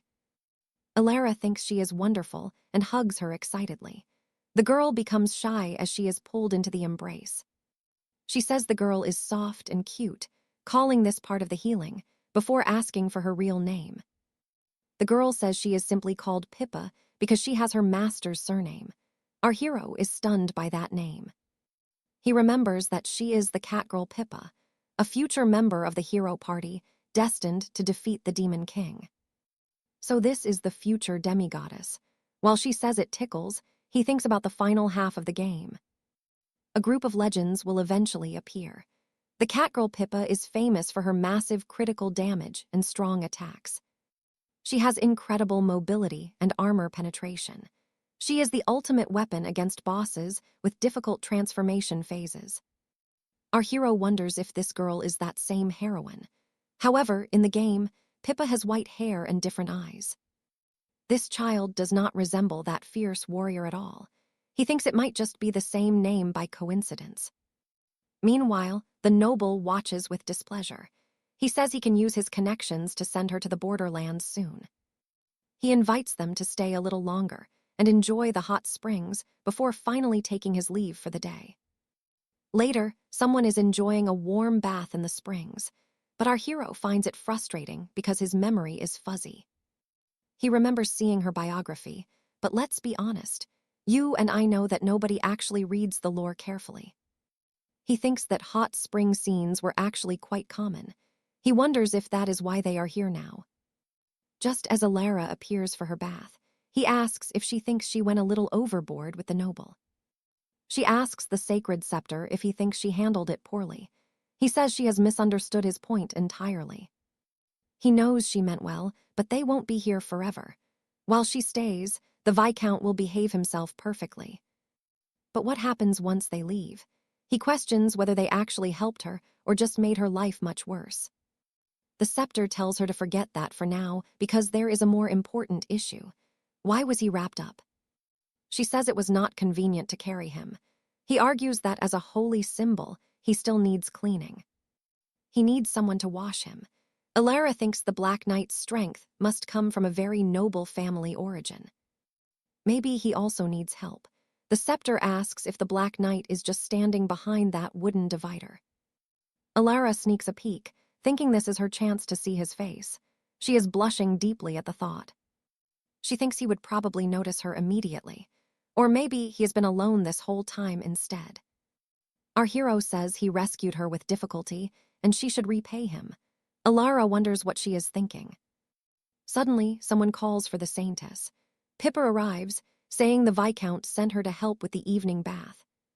Catching her by surprise, Alara says she is not used to this and can probably just bathe by herself today. Concerned, the girl says that if she doesn't help, the Viscount will think she is neglecting her duties again. Alara rises from the water and says she will leave it to her. The girl approaches from behind, asking permission. She starts scrubbing with a cloth. The girl seems to really enjoy the task. Startled, Pippa asks if she messed up. Alara says no, it is nothing. She thinks she has still not gotten used to this kind of personal service. The girl keeps washing properly. Pippa is doing her job very diligently. Alara asks how she became a maid there. She asks if she was separated from her tribe. The girl says that actually, her homeland was completely destroyed recently.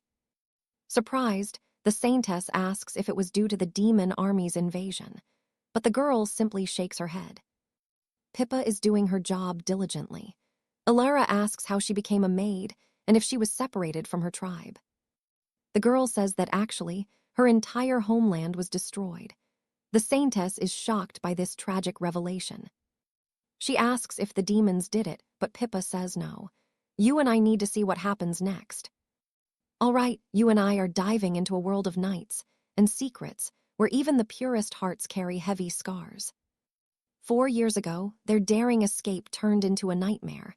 They were discovered, and in a desperate act, her mother told her they had to split up. But she was captured anyway. When Polly asks about her mother, the girl's face lights up, hoping her mother actually made it to safety. Still, she has doubts. If her mother truly escaped, why hasn't she come back? It is a question that haunts her every single day. Polly is amazed by her strength.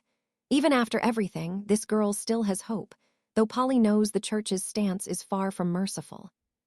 The church forbids human slavery, but since this girl's race isn't considered human, they turn a blind eye. Polly wonders if this is truly right. Her staff quickly intervenes, reminding her that questioning the church is blasphemy. He orders her to stop because some things simply cannot be changed. Stretching out, Polly sighs in relief and thanks the girl. The hot spring is doing wonders for her tired body. Papat says this is exactly what she should do, but then she asks if Polly plans on going out like that, without even getting dressed first. Polly thinks it is fine since the night is on the other side, but the girl pauses. On the other side? Yeah, exactly. She finishes by pointing out there is only one hot spring here. That means they are much closer than Polly realized. Now pay attention, because this is where things get incredibly awkward for our saint as she spots him there. She stammers an apology, realizing her mistake, but then she notices he is actually fast asleep. Curiosity starts to get the better of her. Since Lord Blackmont is dead to the world, she creeps closer. Step by step, she inches toward the legendary knight. She thinks this is the perfect chance to finally see the true face of the Black Knight. She reaches out, her heart racing. Trying to be as gentle as possible, she starts lifting the towel, only to find him staring right back at her with wide-open eyes. Pure panic sets in. She screams that it was a mistake and shoves the towel back onto his face in total embarrassment. She yells that it is not what it looks like. Startled, our hero wakes up wondering if they are under attack by demons. Flustered, she tries to bolt, but her luck runs out. She trips right over Lucius's legs and starts falling forward. She screams as she goes down, landing directly on his face with her. Well, let's just say it is a very soft landing. Meanwhile, an irritated noble fumes over the saint's kindness to a slave. If she loves wolf cubs so much, he will give her one. He claims the message is delivered. To gain something big, you have to lose something else. His dark plan is already in motion. Time passes, and Polly starts to wake up, disoriented. Suddenly, a shadow looms behind her, whispering that she is finally awake. She sees the Demon King and demands to know where her knight is. The demon gives her a chilling answer. He ate him. Polly screams in absolute horror for her beloved knight. But the demon isn't done yet. He says she is next. The girl begs him to wait, offering herself instead. But our hero just explains that to eat her, he must peel her first. She bolts upright in a cold sweat. Why is she dreaming about stuff like that? But then she realizes she isn't alone. You and I saw that nightmare coming, right? Well, 𝒂𝒏𝒈 is right there, looking worried about the saint's health. Polly explains she was just sweating and needed to change. But she is confused. Why is 𝒂𝒏𝒈 here so early?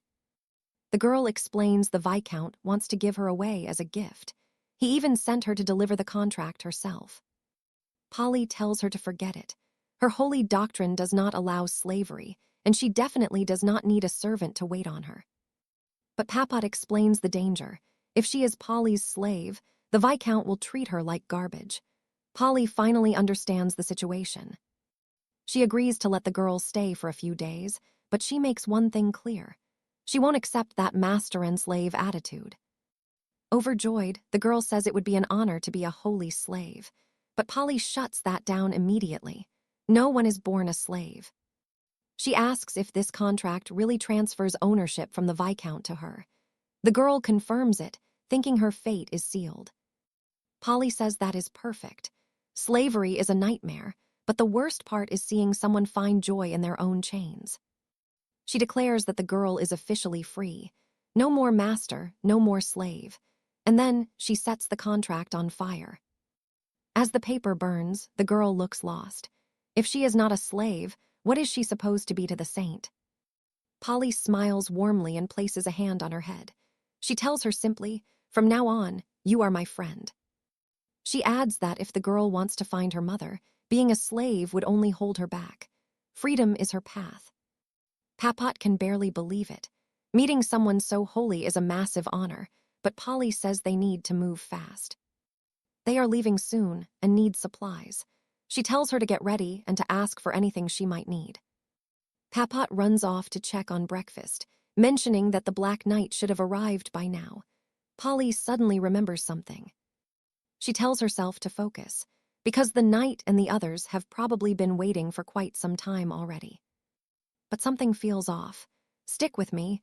The journey for our saint is only just beginning. Stick with me. You're about to see how a single night of regret can ruin a girl's life. Seraphina races across the meadow, finally allowed to leave the manor's walls to search for her long-lost mother. She refuses to abandon the saintess, but a sudden chilling presence stops her cold, an aura of pure, concentrated evil. This isn't just another scout from the Infernal Legion. The pressure in the air is far too heavy for that. She realizes a high-ranking demon is nearby, fearing the saintess and her companions have already been discovered by the enemy. The girl sprints back, desperate to warn Lady Alara and the others before the shadow of the abyss swallows them. She bursts through the doors, screaming for everyone to flee, but the sight inside drains the blood from her face.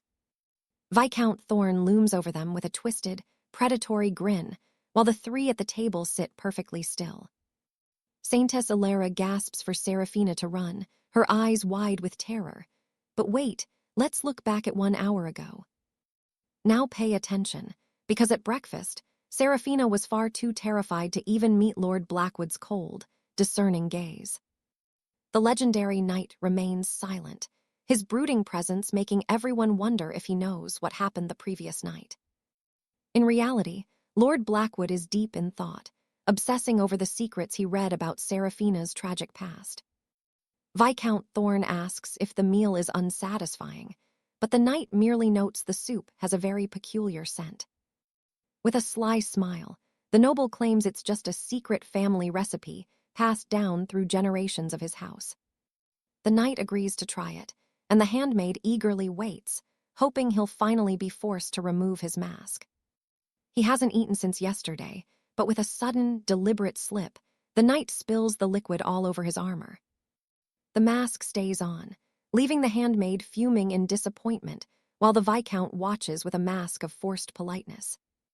Just as she thinks it's unfair, a strange haze clouds her mind, and she realizes her body isn't responding. Viscount Thorn chuckles, explaining that his special spices are doing exactly what they were intended to do to them. That's when Seraphina storms in, shouting that the Legion is here, only to freeze at the scene of the betrayal. The Viscount's gaze is now predatory and sinister, as Seraphina sees her friends paralyzed and helpless at the table. Elara struggles to form words, begging her young friend to escape, while the traitorous noble savors his victory. The girl rushes to the Saintess' side as she collapses, demanding to know what poison they've used on the divine. You and I both knew this noble was trouble. He admits he sold out the Saintess to the demon generals. He scoffs at the word betrayal, claiming he's simply choosing the winning side in a world that's already doomed. He strikes the girl down, calling her a lowly beast, leaving her bleeding on the floor for questioning a noble. The drugged Saintess cries out for Lord Blackwood, but the Viscount just laughs at her pathetic display of hope. He mocks her for expecting the Black Knight to save her, boasting that no warrior can overcome his ancestral poison. This formula was designed to bring even demigods to their knees, and it's clear the knight is completely paralyzed. The Saintess' fate is sealed, and the Viscount sneers at her legendary compassion for the weak and the faithful. Since she cares so much for her flock, he suggests she make the ultimate sacrifice to ensure his own safety. He plans to offer her soul to the demon lords as a peace treaty for the entire kingdom's future. Suddenly, Seraphina lunges, hitting the Viscount with a surprise attack that nearly finishes him. Shocked by her speed, the Viscount barely dodges, unable to believe a mere girl would dare to strike him. She vows that he will never touch the Saintess as long as she draws breath, her eyes burning with fury. Infuriated, he grinds his heel into her head, cursing the girl for wasting years of his charity and his food. He spits that the Saintess promised her lies, like freedom and a reunion with a mother who's long gone. He walks toward a tattered chest, preparing to reveal a truth that Seraphina is terrified to finally hear. When she asks if her mother escaped, he mocks her innocence, throwing a heavy suitcase onto the floor before her. He demands she look inside, his voice dripping with malice as he reveals the dark secret he's been keeping. She opens the latch and collapses. The remains of her mother are right there, cold and silenced by this monster. Seraphina screams in pure agony, clutching the suitcase, until a blinding, terrifying surge of energy erupts from her body. A memory flashes, 2 refugees running through the woods, her mother telling her they must split up to survive. The mother leaves the suitcase behind, promising the young girl they will see each other again one day. And trust me, you and I are about to see exactly how high the cost of that lie was. All right, you and I are about to see a mother's last words change a girl's fate forever. She tells her to hide by the river and promises they will meet again. Flash forward to now. Lucius opens a mysterious suitcase and freezes. Back then, the young girl sprints across fields as her mother prays. She must not look back. In the present, Viscount Eugene laughs wickedly until a massive energy surge finally erupts. Some beast folk need an emotional trigger to transform. This girl is finally awakening her true hidden powers right now. The man realizes he found a rare one. Eugene tells him to shut up and not damage his mansion. Another guard says she hasn't fully turned yet. The Viscount decides to wait for her to become a wolf. But he's about to regret that. Suddenly, the girl snaps in a fit of rage, slashing at the guards. The others are shocked. This isn't the same girl from before. She's faster and more dangerous than they ever expected. Eugene simply can't believe she's killing while under a magical slave contract that should still be active. Then it hits him. She destroyed the contract with sheer willpower. Now, she's completely out of control and attacking them. The men are being torn apart before they can even draw their swords. She's a whirlwind of steel and fur. She keeps striking, eliminating every guard in front of the noble. The Viscount's face is a mask of pure terror. He questions how this is possible. Energy flows through the girl as she declares that she will kill him now. She falls back into a primal fury. Scared out of his mind, the Viscount begs her to listen to him. Suddenly, she senses something different. A new figure enters the room. Commander Freya of the Abyssal Legion has arrived. Freya asks if she's a white werewolf.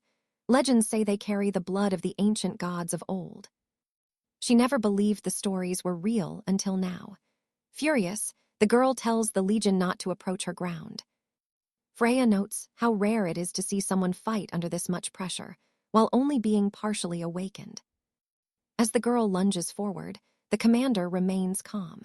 She raises a massive energy shield to block the girl's attack. Pay attention now, this is where the power gap shows. With one move, Freya slams the girl into the wall. She tells the girl to pick her fights more wisely. Then she turns to Eugene and asks for his name. He grovels, saying his name is Eugene, and he's a loyal servant who summoned them for a special reason. The commander asks if he kept the targets there. Eugene confirms he wanted to hand over her greatest rivals today. He expects a massive reward and his noble status back. He brags that the saint and knight are already poisoned. Excitedly, he thanks the lady. He says the heroes drank a secret potion and can no longer move an inch. Freya is offended by the Black Knight name. Eugene, eager to please, offers to help her tie them up. But suddenly, someone grabs the Viscount's face. Our hero stands up, looking bored, and says the show is finally over. The Viscount is horrified.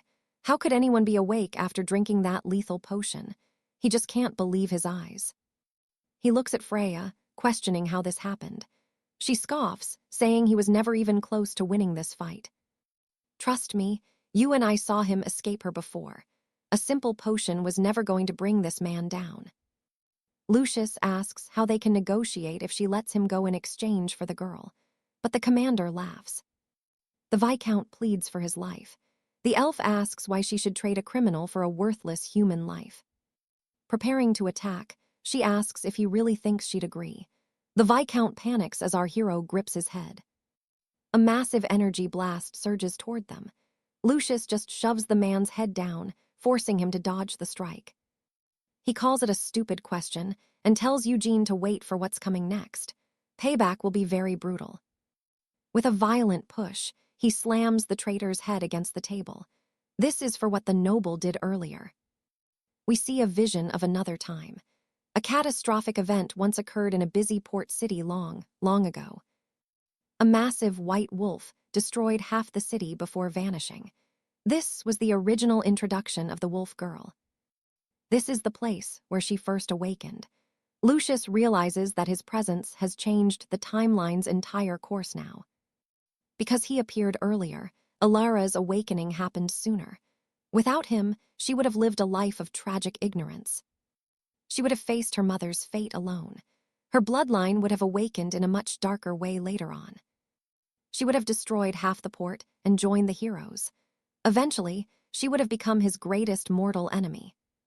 Back in the present, Freya starts using the Drow's secret arts. She calls forth a technique known as web restraints. Stick with me, everything is different now. You and I need to see what comes next. All right, you and I are about to see if Lucius can actually rewrite Alara's tragic, doomed fate before it is too late. Lucius dances through the elf's attacks, evading every strike with the effortless grace of a master knight. He thinks luck is on his side, but something is wrong. Lucius is surrounded by shimmering, thin strands. Sticky spider silk traps him. Freya laughs, claiming these webs are real spider webs, and Lucius is finally caught. She calls upon her sanctuary power, and in an instant, our hero is launched high into the air. It is a lethal control combo, the kind of chain that means certain death for any normal enemy. Freya admits she underestimated him. Now, she is determined to eliminate him as a true threat. He is a worthy opponent for all of her strength, and she must eliminate him now. Watch this part very closely. A massive demonic spider crawls from the shadows and lunges at our hero with terrifying speed. Boom, a massive crater forms. Freya thinks it is over, but Lucius is far from finished. Lucius knows this move requires an immense buildup of rage. He catches the spider's massive claw with a single hand. Squeezing tightly, the claw begins to crack as he says he is sorry while looking her in the eyes. He tears off that piece of the spider and promises to find a way to make it up to her later. Lucius launches a powerful energy blast at the creature, hitting the giant spider dead on with a blinding flash of light. With a single blow, he shatters the giant spider. Freya is terrified, wondering how this is even possible. Just one punch. She wonders how an adventurer of this level could even exist in this realm. It is impossible. Paralyzed by fear, she cannot move a step. She wonders if this power is even real. She was being suppressed within her own domain, while Polly remains unconscious, leaning against a wooden table nearby. This isn't a duel. It's like a master swordsman swatting away a child's wooden toy. The broken Viscount asks what is happening. You and I both know his time is up. Our hero finishes the job and places the saint on his shoulder, telling her that they must go now. She whispers that they are missing Alara. Lucius nods, grabbing the other girl by her clothes. The window pane begins to crack as our hero prepares to crash through it with the girls in his arms. He leaps into the night with both girls cradled in his arms, landing safely on the grass as the moon shines. Alara wakes up still furious, screaming that she will kill them all while Lucius realizes the Viscount is still alive. That filthy place still exists, and it has become an obsession for Alara. If they do not destroy it now, she will continue seeking revenge and eventually become a demigoddess. The real game is only just beginning. It is a massive gamble, but he will help her complete her revenge and burn that place to the ground. Dark energy and magical chains fill the room. The Viscount screams as a powerful strike hits him from behind. A powerful red energy hit puts an end to the man. Freya shields her eyes from the massive explosion. The staff claims this magic is unprecedented. No one in this realm has seen such terrifying force. This magic is raw and unprecedented in the realm of Ravenna. Even legendary powers of the past never wielded such force. Our hero observes the ruin from the shadows, while the ancient staff wonders why his aura carries such familiar power. The entire area is completely devastated. Freya stands in the rubble, questioning everything she once knew. The elf remains in shock. She cannot understand why the man let her go again. Later, under a beautiful moon, our hero enjoys a snack by the campfire while the night air turns cold. Alara's future is finally changing for the better. No more wolf incidents, and no more tragic paths to becoming a demigoddess. He wonders if he is overthinking it. Would it have been safer to just eliminate her once and for all? The defenseless girl is smiling in her sleep, whispering a soft thank you to the man who saved her life. Maybe he is just complicating things. The saint will gain recognition for returning the staff to the church. The situation should stabilize now. Keeping her close to the most holy seems like the best choice for everyone. Polly wakes up calling for the Black Knight. He tells her they are safe now, and pursuers are gone. He tells her they are safe now, and no pursuers will be sent after them as they make their escape. By the morning after next, they will reach Alliance territory, but the other child is still very badly injured. Without divine healing, she will hardly wake up. You and I will just have to wait and see what happens next.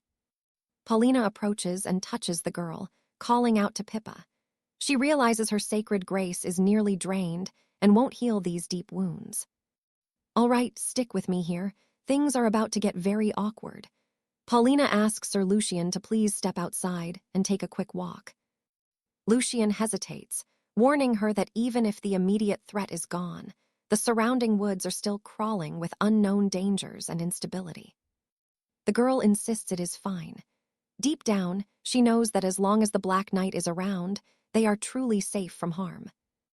She reaches for her hem, deciding there is no other choice. To save her friend, she begins to shed her heavy silk robes.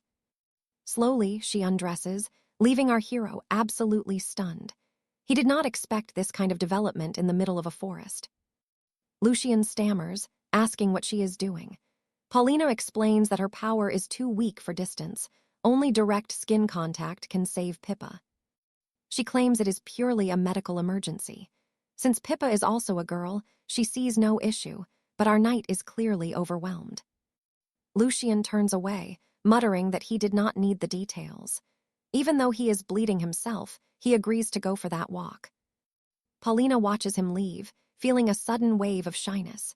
Still, she moves toward the girl, shedding the rest of her garments to embrace her. Pouring every last drop of her sacred grace into the girl, she focuses entirely on the healing. Pippa's life is the only thing that matters. They remain locked in that embrace for several long minutes. Suddenly, the girl stirs, whispering a soft cry for her mother through her tears. Now, watch closely, because this conversation changes everything. Paulina asks Lucian if he knows how the High Order truly views the half-beast tribes. Our hero admits he has heard the rumors. She explains that in their holy doctrine, these people are considered abandoned by the light and purely evil. They are outcasts, hunted from every land. But Paulina's voice trembles as she asks if they truly deserve such a cruel, heartless fate. What about the children? Are they born into chains just because of their bloodline? She wonders if this is truly what justice looks like. The sacred staff hums with a cold, stern authority. It reminds her that the doctrine is absolute, and she must never question the light. Eventually, the healing is finished. The staff commands her to stop this dangerous line of thinking, but Lucian finally speaks up with his own view. He confesses he is no scholar, but he has always believed that every soul was crafted with the same inherent value and worth. Paulina is confused. She asks what kind of equality he means. If the world follows God's will, how can everyone truly be seen as equals? He explains that if we acknowledge that every living thing was created by divine will, then in his eyes, no one is above another. Paulina cannot grasp it. How could kings and high popes be the same as common slaves? It goes against everything she has ever been taught. Lucian looks up. The sky feeds both the great oak and the tiny blade of grass. To the sky, they are both just living things. He continues, saying that if the rain is a gift from the heavens, then the rain is truly just. It falls on everyone equally. You and I both know the order won't like that. The staff erupts, calling his words hellish blasphemy that even a demon wouldn't dare utter. Paulina feels a shift in her heart. She approaches the Black Knight, asking him to explain the deeper meaning behind his strange, profound words. She still has many doubts, but she senses a hidden truth in his perspective. However, our hero just points at her and sighs heavily. He tells her that instead of debating philosophy, she should probably put some clothes back on. The realization hits her like a lightning bolt. Turning bright red, she panics. She grabs Lucian by the head and launches him across the field, shouting an apology as he flies away. Desperate, she wonders what she has done. She rushes to check if the Black Knight is all right, and he groans a weary reply. He tells her to just let him lie there for a moment. He explains that if they hurry, they can reach Alliance lands tomorrow. He explains that they can reach the Alliance border by tomorrow.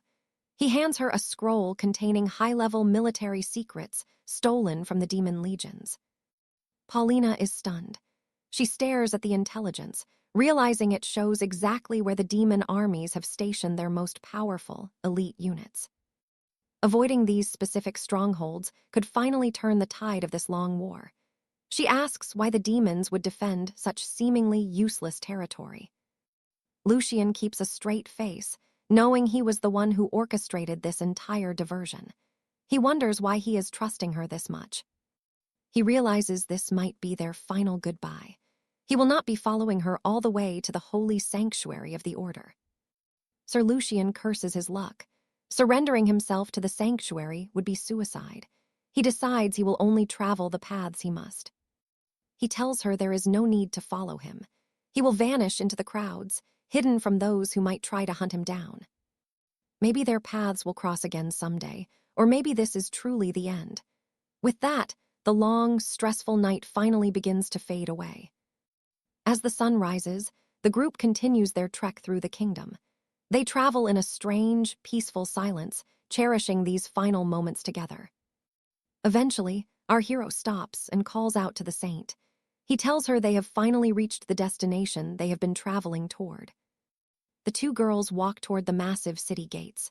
A guard steps forward, demanding to know who they are and what their business is. Paulina smiles, identifying herself as the saint of the church and Pippa as her dear friend. She turns to introduce her noble protector. Paulina gestures behind her toward the Black Knight, only to find him already gone. The guard scoffs, asking how she could possibly be the saint. The guards mock her claims, but you and I know this journey has only just truly begun. All right, you and I are jumping into a tale of betrayal and a stolen holy relic. Let's watch this.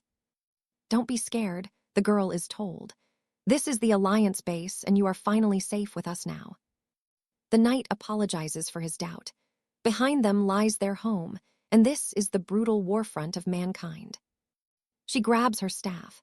This sacred relic recovered from the demon fortress is the legendary holy staff of Saint Eugene. The guard laughs. He can't believe this simple girl holds the most sacred artifact in the entire kingdom's long history. Polly admits it sounds crazy. Then, a sudden flash of light catches the soldier off guard as she prepares. She casts a spell. Surely he must recognize the pure, sacred magic radiating from her open palms right now. It truly is divine magic, he gasps. She really is the most holy woman of our time, the knight declares. The iron gates swing open. Figures emerge, calling for Polly, and she spots a familiar face from her past. It's Professor Lowell. She never expected her history teacher to be stationed here at the dark border of war. As she greets her former mentor, the man suddenly chants a forbidden spell of absolute and crushing divine suppression. The magic strikes her. Is this a seal meant to strip away her holy power? She feels everything fading. Now watch carefully, because this is where the betrayal hits like a freight train. This is absolutely insane for her. Lowell screams that Polly is a traitor. She's accused of serving demons and causing the fall of the fortress. This is a mistake, she cries. The holy staff will prove my innocence to the council and the gods. By order of the Holy Inquisition, you are under arrest. There is no mercy for a heretic like you. Her companion charges. Let the saint go, she roars, while Polly desperately tries to stop the violent confrontation. Don't hurt her, the girl cries for Papa, but the man just grabs the child's neck with a firm grip. He sneers that she's conspiring with beastkin.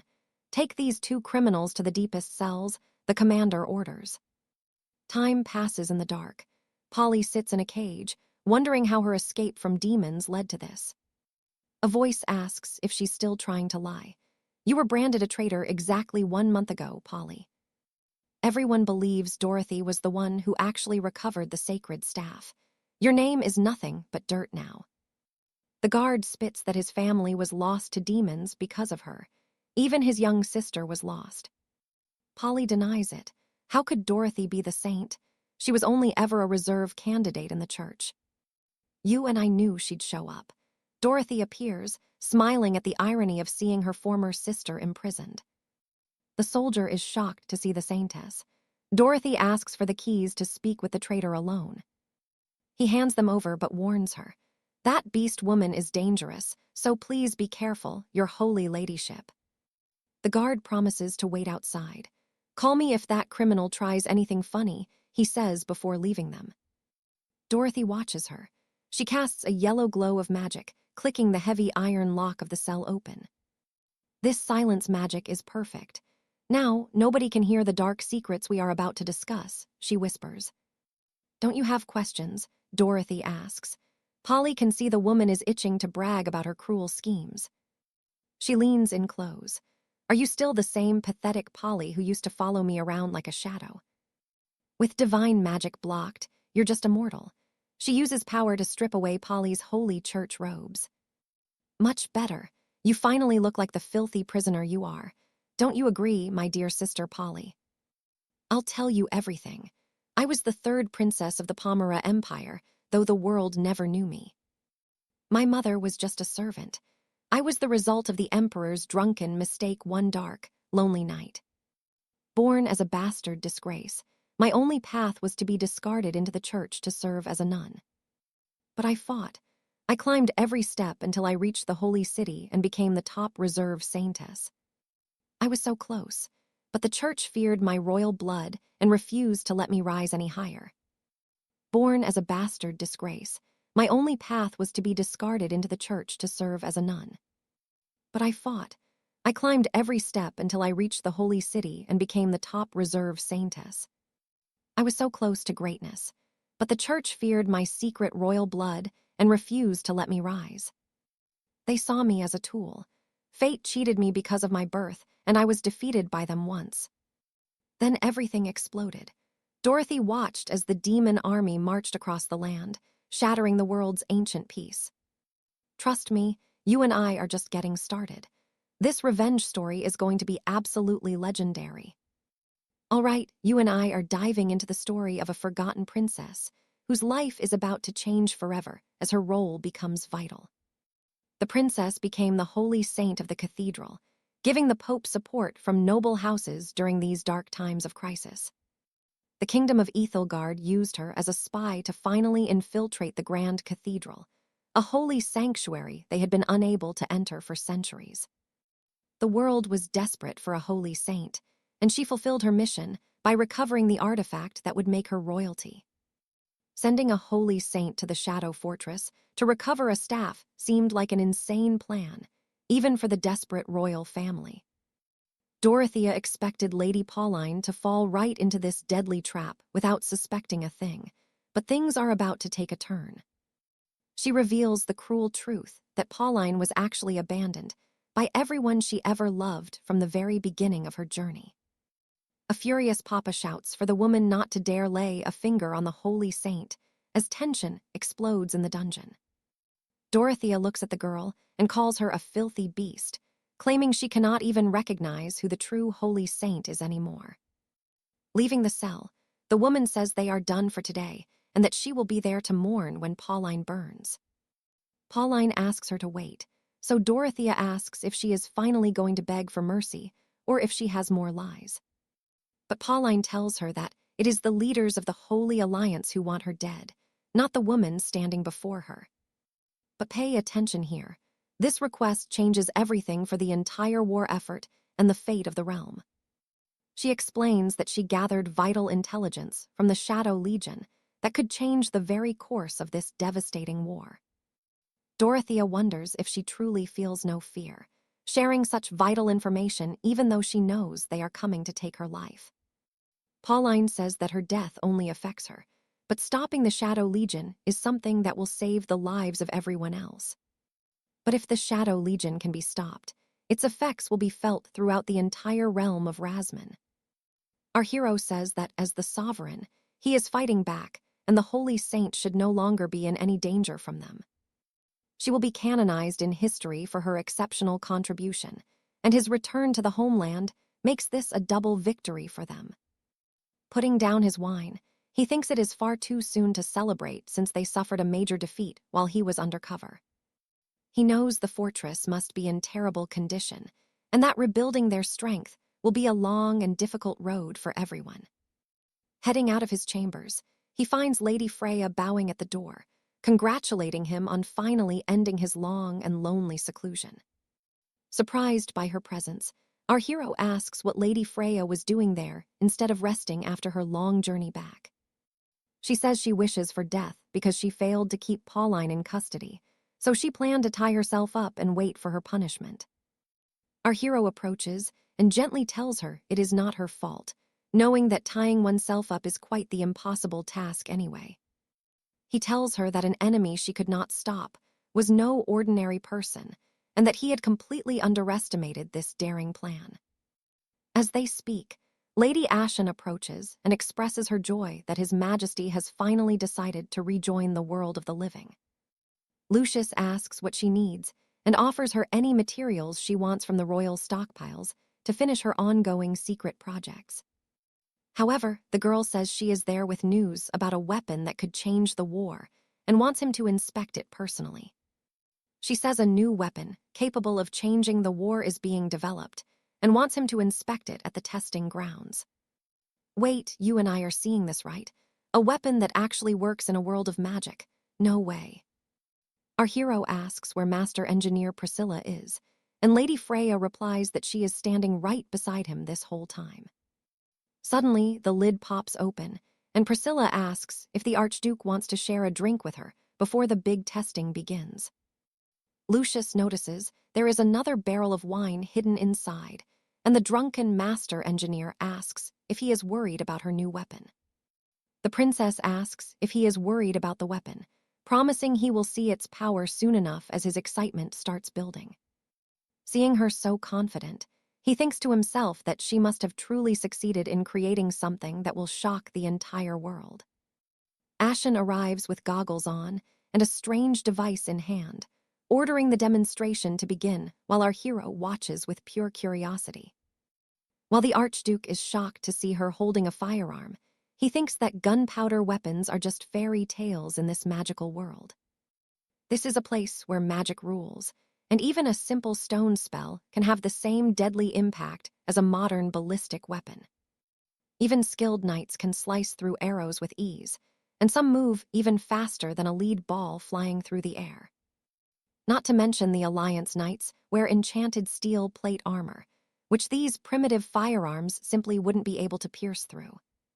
He wonders if she truly recreated it perfectly from the blueprints and decides to evaluate her hard work as a divine creation. Even though she likely recreated a piece of junk from his blueprints, he decides he will evaluate it as if it were divine.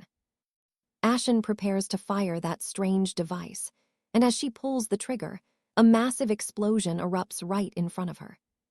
Trust me, you and I need to see how this explosion changes the realm of Razman. All right, let's dive into a world where a genius and a few small adjustments just birthed a war-ending super weapon. The princess is reeling, staring at the girl who claims she only made a few minor tweaks to this terrifying machine. Our hero, Lord Alistair, is internally screaming, wondering if she just summoned a literal firearm into this medieval age. He tries to act cool, praising the work, but Ashlyn is already thinking about how to improve it further. Since it only fires 7 times, she wants more power to end things quickly, leaving Alistair completely speechless. She reveals she has already developed a second version, as 2 goblins haul out an even more massive weapon. Alistair watches in horror as things escalate way too fast, while Ashlyn gives all the credit to Princess Priscilla.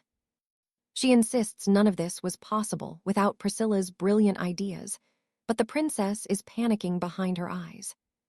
She thinks, not me, don't say such nonsense, as the advisor wonders why the king entrusted them this. Proving his foresight is unparalleled, Lady Freya notes that they succeeded far beyond anyone's wildest expectations. Freya kept it secret to surprise the king, while Alistair desperately tries to find a way out of this. Now pay attention. Alistair thinks mass production is impossible, but she's already sent 100 to the front. Our hero is paralyzed with terror, realizing the weapons went exactly where he ordered them to be stationed. He tries to calm down, remembering those were just unimportant border outposts he used to leak info to the saint. Since he handed everything to St. Paula, he believes his plan to sabotage the war effort is still flawless. He recalls arriving at the Alliance city and handing over the top secret intelligence data to the young girl. Paula claimed she only wanted to change the tides of war, making the commander, Lady Dorothy, very suspicious. Dorothy questioned why a saint would help them when they were technically enemies destined to face off eventually. Later, at one of Alistair's supposed tactical locations in the forest, the silence is broken by signs of combat. Birds scatter as the camera reveals the devastating aftermath, a total massacre of the human Alliance forces. Back in the city, a grim Dorothy asks how Paula knew exactly where the human army would be hiding. You saw that right. 100,000 elite knights, dwarves, and elves were completely annihilated in a brutal ambush. St. Paula is in total shock, unable to believe that an army of that size could be wiped out. She gave them the military intelligence to avoid this, But they still opted for the most dangerous route imaginable. It turns out they didn't trust the saint, choosing their own path and falling right into the demon trap. They didn't believe in Paula, and in the end, the noble marshal perished while the elven princess vanished. Paula keeps telling herself it wasn't her fault, but she knows someone will have to answer for this tragedy. Lady Dorothy undoes her magic as the guards approach, looking at the saint with a gaze of pure disgust. She can't believe Paula would commit such a vile act of betrayal against her own human allies. Deep inside the Demon King's fortress, the interrogation begins as they demand to know why she lied. Professor Lavelle thought she had a heart, and Dorothy admits she actually believed in the saint's words. Paula promised there would be no demons on that path, yet thousands were waiting in the shadows. Because of her, the brave marshal and his entire army perished in that bloodbath in the forest. For her many crimes against humanity and treason, the Alliance forces sentenced the saint to death in 3 days. Meanwhile, somewhere much more peaceful, Princess Priscilla is drowning her sorrows in a barrel of fine wine. Alistair acknowledges her hard work, but he insists the princess needs to start taking better care of herself. She tells him to stop rubbing salt in the wound, acknowledging that he won their little power game. Priscilla accepts her fate of serving him, as long as the wine keeps flowing into her cup. She'd let the whole world burn without a care, and Alistair realizes she is no longer a threat. He wishes she would use that massive brain for something devious, but he decides to give her a break. He removes her from the weapon department and officially promotes Ashlyn to the position of chief engineer. To everyone's surprise, he grants Priscilla the territory of Granville as a place for her to finally rest. He points out the location on the map, leaving the fallen princess completely stunned by his sudden generosity. She realizes it is right on the border and starts planning a quick escape from her new lord. And that's where we leave it. Trust me, you and I are going to want to see if she actually escapes. All right, you and I know that if these two stay together any longer, they will build a tank. The elf calls for her. Highness reports that the Alliance sent 100,000 soldiers to that area and were ambushed by the Dark Legion as expected. Their machine guns played a crucial role in that battle, eliminating more than half of the enemy forces in an instant. The elf celebrates, but something happens to Princess Priscilla. She does not seem to be feeling very well at all right now. As the princess slides off the barrel, the elf says she is unwell. Our hero says she is just very happy about this. A worried elf calls for His Majesty, but he explains that she does not need to worry because those are just tears. He says they are tears of happiness. He questions why the allies did this after he provided the strategy through the sink. Even more excited, the elf says she has even more good news. Our hero, nearly having a heart attack, asks for more. The Alliance branded the saint a traitor and will execute her publicly at the stake. Princess Priscilla is shocked by this information. Our hero is stunned while the elf calls for His Majesty, who shows no reaction to the news of the execution. He says he had visions and will remain secluded for a few days. The army decisions will be left to her and others. Now watch this closely. He is thinking about how to save the saint. Soldiers bring her out as the crowd jeers. Someone asks if that is Alara and why she betrayed humanity. A stone is thrown while they shout at the poor girl. They call her an evil woman. A man shouts that his brother died because of her. Lucius thinks about the hidden truth. People are ignorant and will only remember Dorothy as the saint. Alara will be forever forgotten by the world's history books. She is thrown into the trash. A man asks if that is Dorothy, the hero who infiltrated the Dark Lord castle alone. He claims she made fools of the demons and brought back the sacred artifact. Our hero questions if that is true at all. He knows Alara did the work and wonders where this Dorothy came from. He feels lucky to find some information there today. He pulls out a book, but something is off. He bought it from a man with an illustrated book explaining the betrayal. It claims to show why Alara served the Dark Lord and sent 100,000 soldiers to their deaths in the war. You and I both know this pitch is fishy. He wonders if there is actually any useful information in a book like this. The art shows Alara tied up on the ground, screaming for him to let her go and refusing to submit to his power. She says this will kill her, and she can never return to who she was. She apologizes to her sacred, holy faith. She pleads for him to give it to her and says she will give anything. He throws the book on the ground. He asks why the world sells this kind of resource. He calms down and realizes the art. There is actually not all that bad for a book sold on the street. A bit excited, he picks it up to take another look. He thinks that it really isn't bad at all for propaganda. He closes the book with determination. He understands that they believe Alara was manipulated to provide false info to the army. He wonders how she could have given false information, questioning if there is some kind of conspiracy involved in the case. The Inquisitor begins to speak. He calls for prisoner Alara according to multiple testimonies and evidence he has gathered here today. He says she was captured after the defeat and deserted to the Dark Legion while committing military treason against the entire kingdom. They claim she leaked intelligence multiple times, as well as capturing and torturing many soldiers during the chaos of the last battle. She supposedly competed for the saint position and committed multiple murders of church clergy. A nobleman calls this a simple formality. He asks why it is taking so long, while another orders them to burn her already. The man says she confessed. She is sentenced to the stake. Alara questions the confession and screams, asking about the forced hand marks on her wrists. She does not recognize these accusations and will never repent for an unjust charge against her character and her holy faith. She states she never betrayed her faith and never will. The professor uses magic to command her to be silent right now. He restrains her with a series of magical chains. He says she must die for the world's justice and tosses a torch. He restrains her with a series of magical chains, then continues, saying for the sake of justice, she must die right here.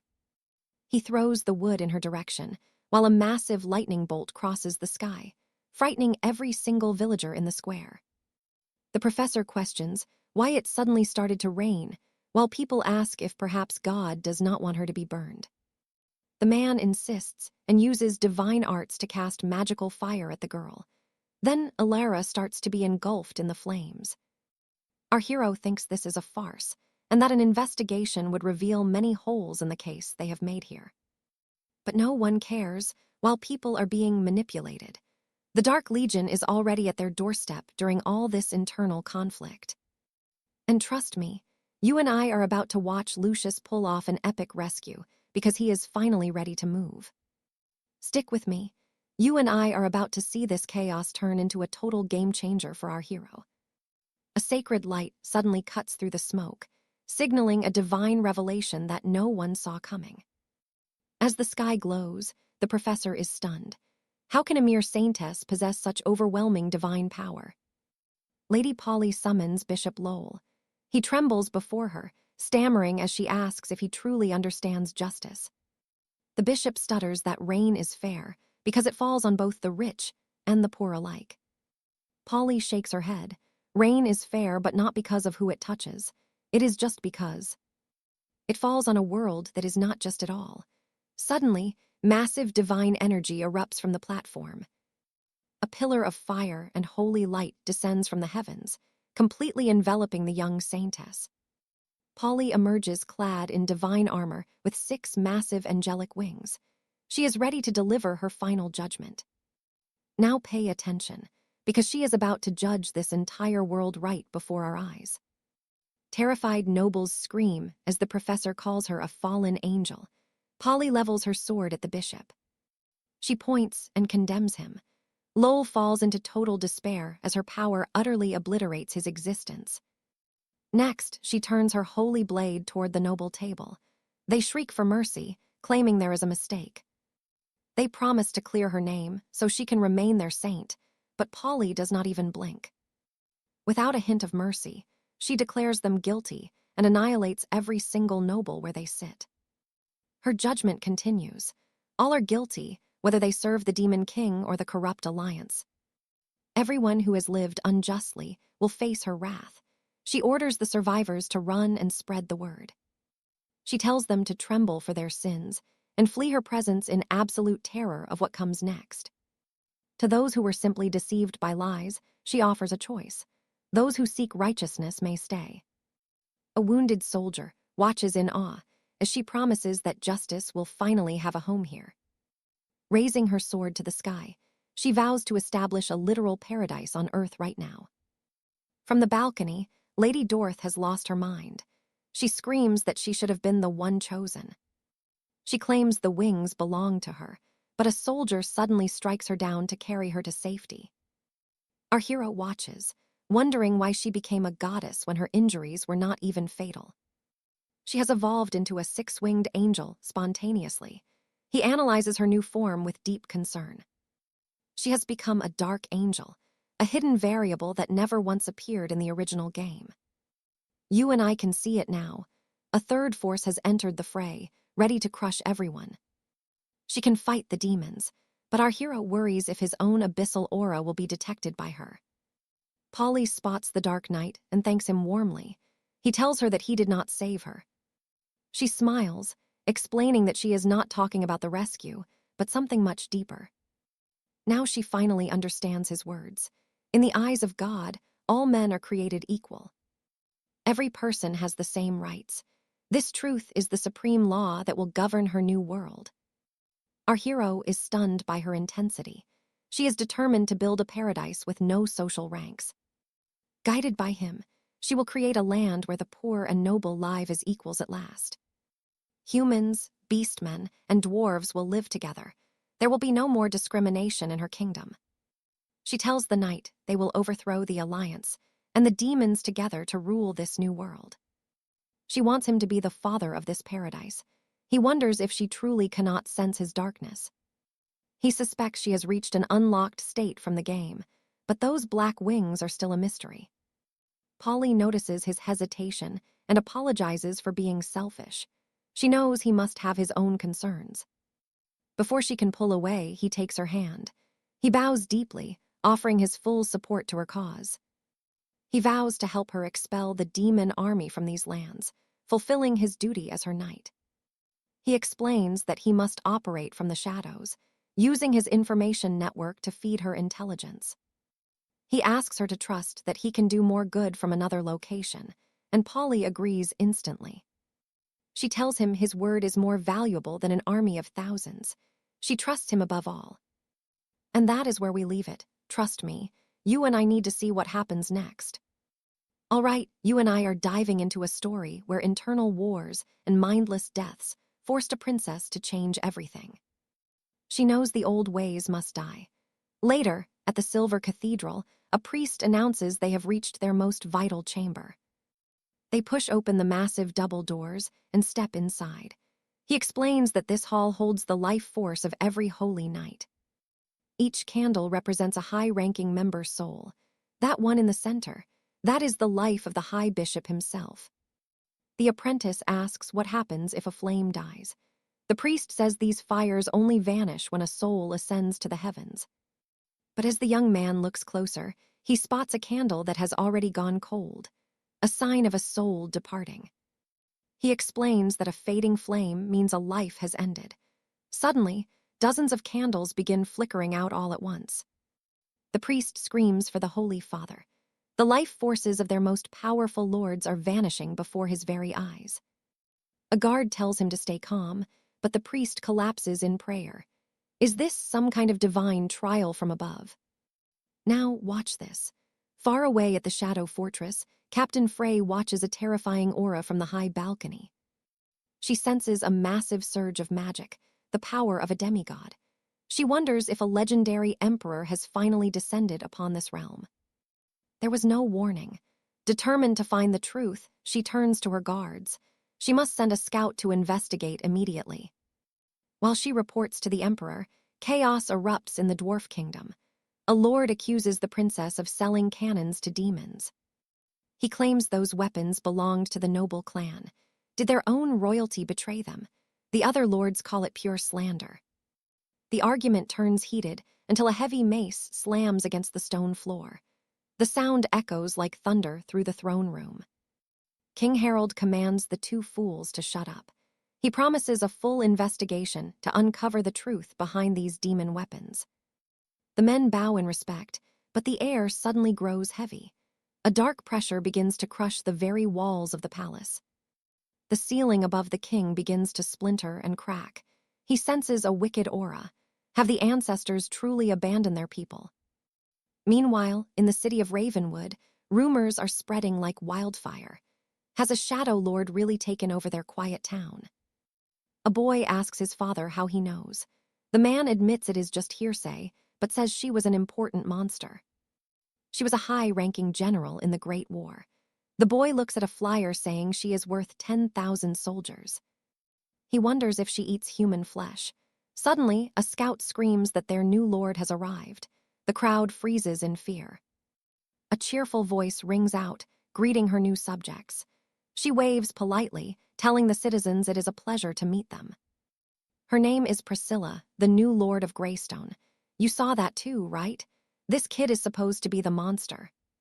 The villagers whisper, wondering who this child is. One man warns his friend to stay back, fearing she might devour him whole. An elder asks if she is the lost Princess Priscilla. She laughs, saying it has been ages since she used that title. That was her old life. She tells them to remember her new roles. She is the chief engineer of the Shadow Legion. Also, she is the Emperor Master Brewer and a hero of the last war. Now, she is officially their new lord. The men look confused. Meanwhile, somewhere else, someone screams in absolute shock. Priscilla hears that the previous lord collected taxes years in advance. There is nothing left to take from the poor people. The steward confirms the grim news. She tells him she is not here for money. She is exempting everyone from taxes for 3 years. The man is stunned. She explains that this land is rich in ore. She plans to work the mines herself to fix everything. She will improve their smelting techniques personally. Then she drops the bombshell. They will only work 4 days a week and rest 3. Plus, they will be paid with her own jewels and earn bonuses. Suddenly, the 2 men drop to their knees in shock. They bow their heads, calling her a divine savior. To them, she is not a demon at all, but a literal angel. A young guard asks about the remnants of the last war nearby, but the elder says her kindness cannot be repaid today. This is great news for the town. Priscilla gets curious and asks what is so special about this old battle site. Later, in a dark corner of the realm, a woman is panting heavily. She is desperately trying to flee through the woods. She leans against an ancient oak to catch her breath. She wonders what happened and what kind of power they faced. Was that overwhelming fire the main force of the Shadow Army? She forces herself to stand, knowing she must keep moving. She needs to reach the nearby human city. They must have felt her aura by now. Maybe she can find safety there. She pushes deeper into the forest. She still cannot understand how the Shadow Legions managed to track her to this secret location. Suddenly, Priscilla appears right behind her. The elf jumps as the new lord swings her blade at the tree above her head. With a massive crash, the tree topples over. The elf is exposed. She demands to know who this terrifying little girl is. You and I just witnessed a scary level of power. Priscilla just tilts her head and asks, "Oh, who is this now?" All right, you and I are about to see what happens when a princess loses her mind for a king. The queen asks why the princess is here. Priscilla scoffs, calling her a fool for asking something so obvious. She is the new warden of Greystone, appointed by King Lucius himself, and she is here to crush all enemies. The elf queen realizes Priscilla has betrayed their alliance, wondering what could have driven her to such terrible treachery. You seem awfully confident, the elf queen sneers, beginning to channel her ancient forest magic for a deadly counterattack. They are both Ninth Circle warriors, but this forest is the elven home turf. Priscilla just smiles back. She slams her massive axe down, grinning like a maniac. Who told you I was only at the Ninth Circle? The queen gasps, sensing an ancient runic power. Priscilla laughs, admitting she has learned some new tricks. Since dwarves cannot use magic, they perfected runic arts, engraving power directly onto their weapons to grant them great strength. But if those runes were carved into a person's own flesh, That is where the real nightmare begins. Most people would just shatter under that kind of strain, tearing themselves apart from the sheer raw energy. Only the strongest dwarves survive those runes, achieving a state known as the sanctified dominion. It is total power.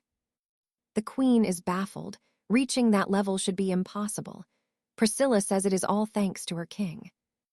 Now here is the part you need to watch closely. This is where the power scaling gets absolutely insane. She asks if the queen has ever felt true despair, the kind that makes you realize you are a puppet. Everything you do, every single step, is already part of the king's master plan. There is no escaping him.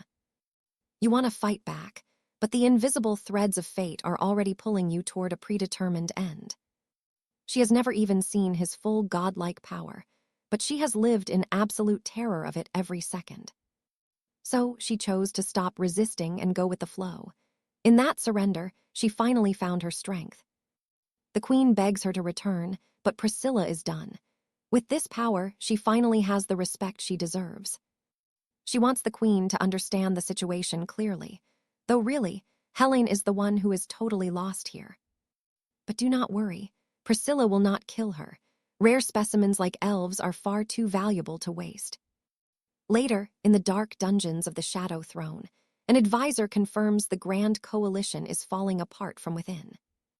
Their saint has transformed into a six-winged angel, but something about her new transformation is deeply, deeply wrong. These black wings carry a fallen power that feels even more sinister than the demons from the deepest pits. As an angel, Paula took over the city completely, but she did not harm the citizens or stop their exit. She claims she will fight both the coalition and the demons. It is a mess, but it works for us. Every time the king returns from his meditation, the world changes. It is like he is rewriting reality itself. Lucius asks if this was the surprise Priscilla mentioned, and the advisor confirms the capture of the elven queen.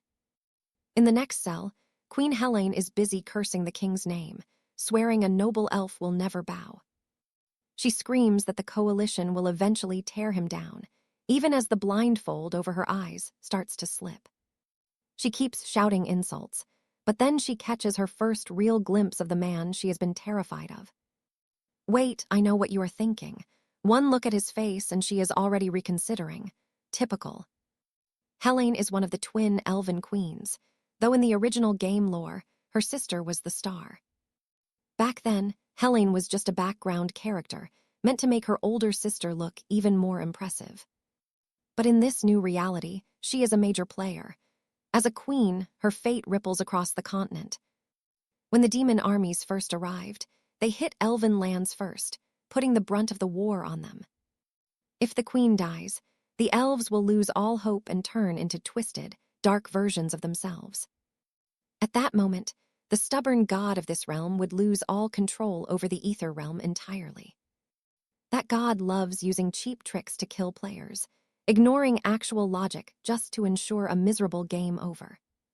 Trembling, the queen asks if he is really King Lucius. He just gives her a calm nod of confirmation. He tells her not to worry and to treat his dungeon like a home. He prides himself on hospitality. She snaps back that she will never believe his lies and would rather die than remain his trophy prisoner. Our hero sighs, wondering why every noble he captures has to be so incredibly stubborn and dramatic. And that is where we leave it. Trust me, you are going to want to see her demands next. Bridge 1, all right, you and I are about to witness one of the most awkward requests in royal history. Freya asks how she dares speak. She claims if not for His Majesty's mercy, the woman would be dead. Lord Lucian tells her to state her request right now. He offers to change her accommodations, as this is no place for a queen, but the elf scoffs at his simple kindness. She asks how she could make such a simple request. Lucian wonders if she wants a border retreat or military change. Excited, he thinks she has extraordinary vision, exactly what he expected from a queen. This could take the kingdom very far. In the next moment, she tells him to hold her. She adds that she wants him to embrace her immediately. She demands a tight hug, promising that if he does, she will not take her own life while in his dungeon. Surprised and confused, our hero wonders if that is truly all. Freya is exasperated, saying this behavior is completely unacceptable. She rants that elves are the most hostile race toward them. This shameless woman must have some kind of secret plan. Bridge 2, now pay attention, because Lucian is about to walk right into a trap. He thinks she can't break through his defenses. He realizes he cannot expect anyone in this castle to be normal. Lucian asks if it would be just a hug. As the queen confirms it, Freya becomes worried. Approaching the woman, he tells her they should do it then and there. While the shadow elf looks on in disbelief, he thinks that if he refuses, she might truly kill herself. He cannot afford more enemies, and luckily it only requires a hug. The queen blushes, thinking this moment is wonderful. She admires his short hair, his pleasant scent, and his elegant aura. Certainly, the High King is the man of her dreams. She realizes that even through his clothes, she can feel his strong physique and the powerful curves beneath the fabric. Out of nowhere, she grabs our hero's butt, surprising him. Meanwhile, an extremely irritated Freya watches with pure, burning jealousy. Trust me, you and I can see Lady Freya is seething as that shameless elf woman approaches the king. All right, you and I are jumping into a scene that's getting way too heated for everyone's comfort. Snap, watching this is too much, so the dark elf storms in and declares that this ends right now. She reminds him the queen is a prisoner and that he must stay far away, regardless of the reason. Calm as ever, our hero tells her not to worry, but the elf is absolutely done with him. Nothing. She lists off several territory issues that need his immediate attention as the sovereign of this dark land. Now watch Free's face here. She's clearly not done yet, and Lord Lucius is definitely feeling the pressure. She tells him to leave everything to her, punctuating the order with a glare that could pierce through steel. Terrified, he stammers about one small thing, wondering if Free might be overreacting just a little bit here. He asks if he can invite this elf to dinner, wanting her to experience the hospitality of his demonic army. Bowing, the elf agrees that dinner is fine, noting the decision is fitting for a ruler of his status. Lucius laughs and makes his exit, leaving the two women alone. You and I saw this coming, right? The queen is finally finding a whole new target for her growing obsession. She admires those plump lips and that figure, captivated by the tempting, dark skin turning a deep red. To the queen, she's a magnificent dark elf, even if she's worried about the shameless nature of this betrayer. She wonders why the mere thought of insulting this woman gets her so excited, while Free just sighs. Free says any insult from the elven queen is actually a pleasure, before calling her absolute elf trash. She warns that whatever shameless methods she's using to get close to the king won't work while she is on guard. If the queen dares to have improper thoughts about his majesty, Free promises to make her regret being born. Instead of being scared, the queen simply asks if the dark elf handles all the harsh punishments herself. Free confirms it, boasting that nobody in the army is better at breaking a prisoner's will. The queen says that's wonderful and tells Free to start, as she's ready for whatever twisted things she's planned. And that's where we leave it. Trust me, you and I know this is about to get weird. All right, you and I are back in the kingdom. Lady Freya sneers, saying major and minor matters await the king's focus. She orders the queen to be escorted back to her chambers and warns her to stay on her best behavior until summoned. Queen Alara watches her go, wondering if she should provoke the Shadow Sovereign just to see those night bloods snap at her. She calls them lustful, mocking creatures, exactly what you would expect from a bunch of arrogant, fallen night bloods. Pay attention here, because these fallen nobles aren't just shadows. They're elves who abandon their very souls. Stick with me. You're about to witness a princess play a game far more dangerous than any war. Lady Alara believes she can redeem this fallen obsidian knight and force her back toward the light of the high gods. Every single humiliation is etched into her mind, fueling her vow to drag this sinner off her wicked path. With a trembling pen, she carves a mark into her skin, while a sentinel outside feels an eerie gaze. Inside the citadel, our lord welcomes her to the Shadow Legion, telling her to enjoy this grand welcome feast. 𝒆𝒂𝒏 snaps that courtesy is wasted on an enemy, especially preparing such a fine meal for a mere prisoner. The queen asks if they'd prefer she be locked in a cage and fed pig slop like a beast. She tastes a large pickle from the table, while Alaric insists that their legion's hospitality is not lacking at all.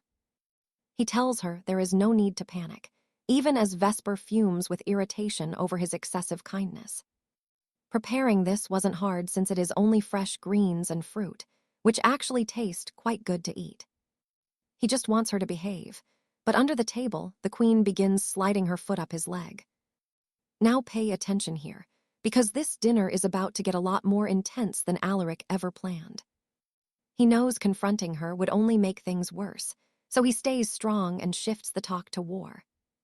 He must discuss a matter with Lady Alara that could bring total ruin to both of their great armies. Annoyed, she asks if ruin isn't his goal, swearing she will never betray the crown of High Valoria. He mentions the six-winged fallen celestial, warning that such a demigod is far too dangerous to be an ally. 𝒆𝒂𝒏 blames her lord for this negligence, calling it a grave mistake, but Alaric says it was entirely unavoidable. The Obsidian Knight questions his power, wondering if forces from other realms have begun to interfere with their world. He suspects they haven't arrived yet, but to end this conflict quickly, a small sacrifice may be necessary now. He tells Alara she will be his new ambassador, while the queen finds herself entertained by her secret game. As our lord feels a surge of excitement, a loud bang echoes. Alaric has slammed his fist onto the table. 𝒆𝒂𝒏 shouts for her master, but he quickly waves it off as nothing, trying to keep the woman calm. The queen knows if she is caught, the punishment will be severe, but she welcomes the chance to break him. She longs to trample his pride under her feet, while our hero asks 𝒆𝒂𝒏 if anything is truly wrong. While the queen crawls along the floor, 𝒆𝒂𝒏 fumes that the Legion has never used an ambassador until today. Alaric removes a boot, coolly stating that just because it is new doesn't mean they shouldn't try it. The world is evolving at a rapid pace, and he refuses to let his kingdom stay stagnant in the past. Beneath the table, their feet intertwine as he warns that those who do not adapt are always left behind. 𝒆𝒂𝒏 praises his vision, but suddenly the queen seems lost in another world, her face flushing deep red. I know what you're thinking, this is getting wild, but the real twist is still coming up soon. Letting out a soft moan, the queen's reaction makes 𝒆𝒂𝒏 explode with rage, having finally had quite enough. 𝒆𝒂𝒏 calls her forest trash, but Alaric tells her to settle down as he feels something strange underfoot. The queen asks if he still wants her to serve, and he promises her position will be finalized soon.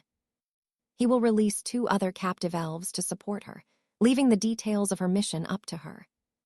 He will respect her ideas, thinking she should use this chance to flee the citadel while she still can. Now with her 2 sentinels, one of them begs the queen to hurry so they can finally escape.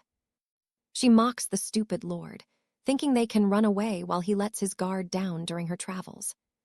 She believes he is a fool who gave them a choice, thinking they have finally won their freedom back. They think she endured humiliation for a chance to live, but then the queen lets go of their hands.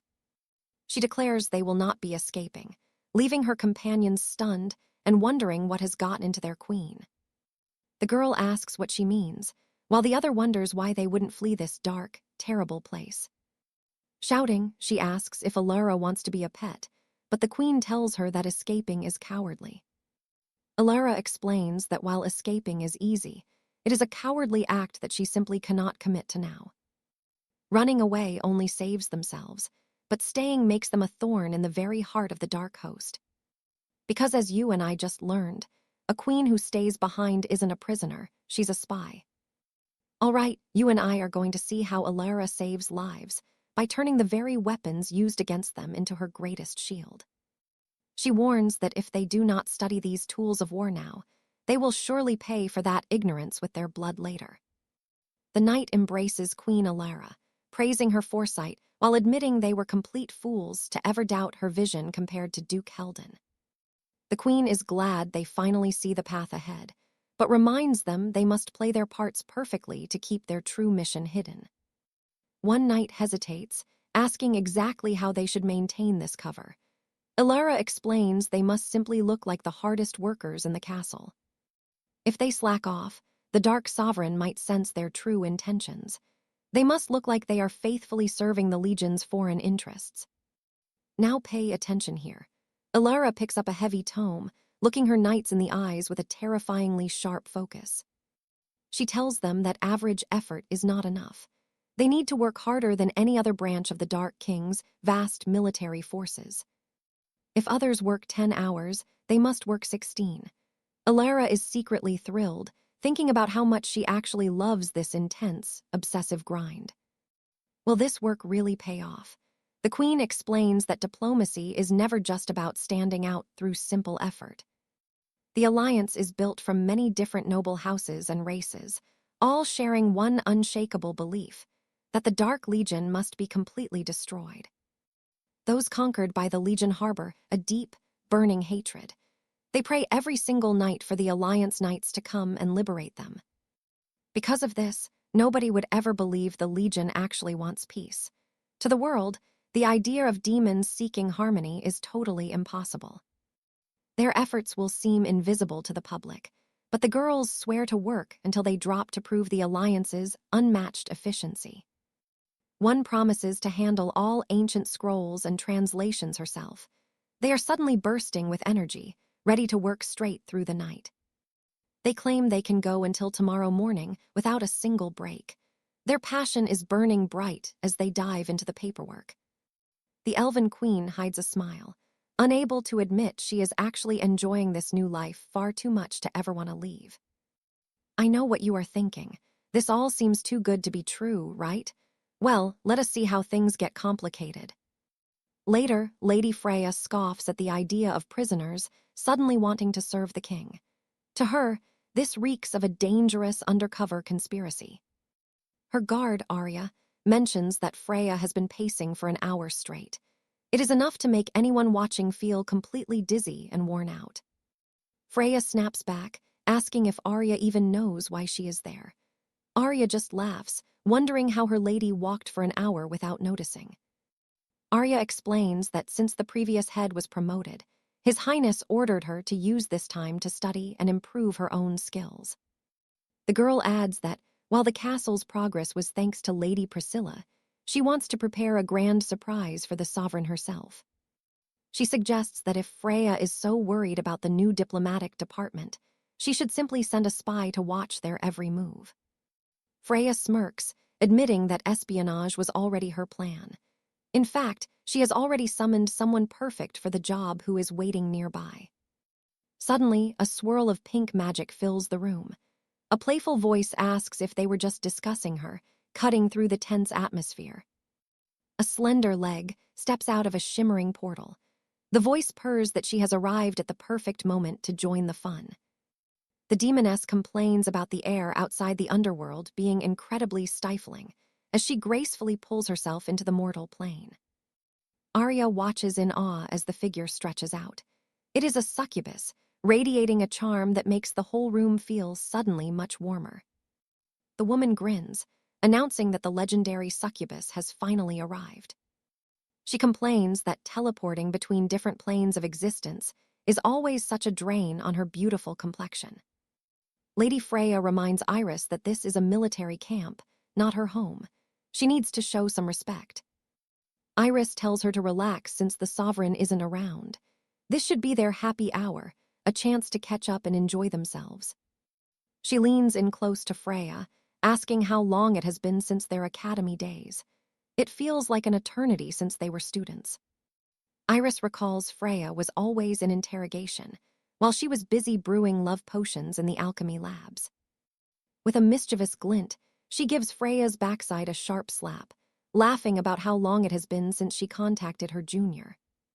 Freya immediately grabs her hand and throws it back, ordering the succubus to control her wild nature while they are on this mission.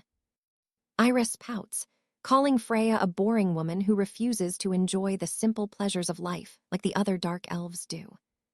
She knows why she was summoned. It is obviously for a bit of classic espionage or something equally sneaky and underhanded.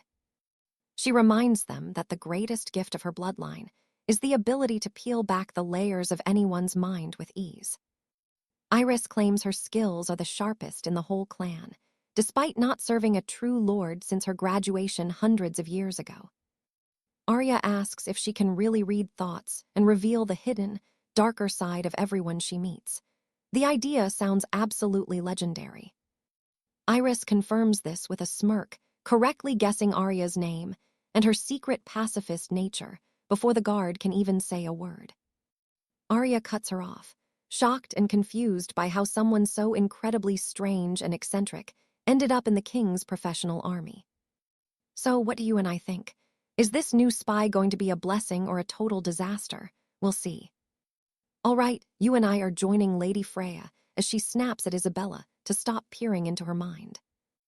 Isabella says she can't read her level yet, leaving the commander blushing and flustered. Freya swears total loyalty to the sovereign, though she is secretly worried about the prisoners. Isabella laughs it off, asking if this is just simple spying or her clan's specialized art. She reminds Freya that her weavers can mimic saints, slipping into the heavens effortlessly. With such perfect spies at their service, why does the commander still feel so uneasy? Freya admits she requested this transfer, but warns that elves have incredibly sharp senses. Isabella tells her to relax, promising to squeeze every bit of intel from those prisoners. Isabella offers a bottle, and Freya asks what exactly it is. It is research that increases sensitivity 100 times, making walking feel like pure pleasure. Freya immediately refuses, but Isabella grins, asking if 100 times really isn't enough. Now pay attention. This brew turns even lords into mindless puppets. The victim would perform any humiliating task Isabella demands, leaving Lady Freya absolutely horrified. The succubus giggles and leaves, leaving the two warriors in a heavy, cold silence. Ashen asks if she is trustworthy, since she would sell anything for pleasure. Freya scoffs at trust. She only needs a vicious dog to watch for thieves. A wicked dog is needed to guard against those thieves of light. Isabella muses about a pacifist who was forced to forge weapons. From elven ambassadors to alliances, his plans are totally incomprehensible. The stranger the plan, the more powerful its impact will be. Trust me, you and I are seeing Isabella's secret agenda now. Alistair is godlike, but she is actually a double agent. She will infiltrate his circle and uncover all his weaknesses. Elsewhere, the council argues a mission to elves looks like a trap. She suggests dwarves, but those smiths are far too stubborn to listen. They must show the true mercy of the Dark Legions instead. They target Kildare, a strategic kingdom with 30 million souls. If Kildare joins, it benefits the army but creates traitors. She assures the queen that Kildare's king is a fierce defender. He led troops against them and won't betray the accord. Renouncing his throne, the mission will be rejected with hatred. They'd never become commoners, but a shocking betrayal is finally revealed. The girl warns their mission will certainly be rejected. The queen agrees, realizing important information must reach the alliance immediately. Lady Penelope forged those cannons, betraying her own people. This military intel is life or death. The 7th Legion is moving behind the heart of the alliance. These aquatic creatures can cross oceans where the alliance has no defenses. They relocated 100 miles since the war began. Intelligence says they are ready for a surprise attack. The queen asks if they have a naval force. A force that can move 100 miles in just 3 years. The alliance is unprepared for what comes next. This secret legion could end the war before it even truly begins. And trust me, you and I are about to see if the queen can survive. All right, you and I are about to see pure madness from the Demon King. His strategy is beyond insane. His moves seem totally random, yet they strike his enemies with deadly precision. Clutching the paper, she curses this genius man. The girl calls for Queen Helena, who tries to stay calm. She realizes they must send a messenger with this vital news immediately. Helena composes herself, insisting it is nothing, but they desperately need to get this crucial information out to the Grand Alliance. Young Rhea worries that the Demon King might refuse. After all, they were just formed. Would he even let them leave the castle? The Queen declares she will personally confront the Demon King. She is determined to secure their chance to depart, no matter the cost. Both young elves are stunned. They cannot believe their queen is willing to risk everything just to face the Dark Lord himself. It is such a moving moment. To save the Alliance, a queen is putting her life on the line to persuade the ultimate enemy. Helena knows her duty, but she is secretly terrified.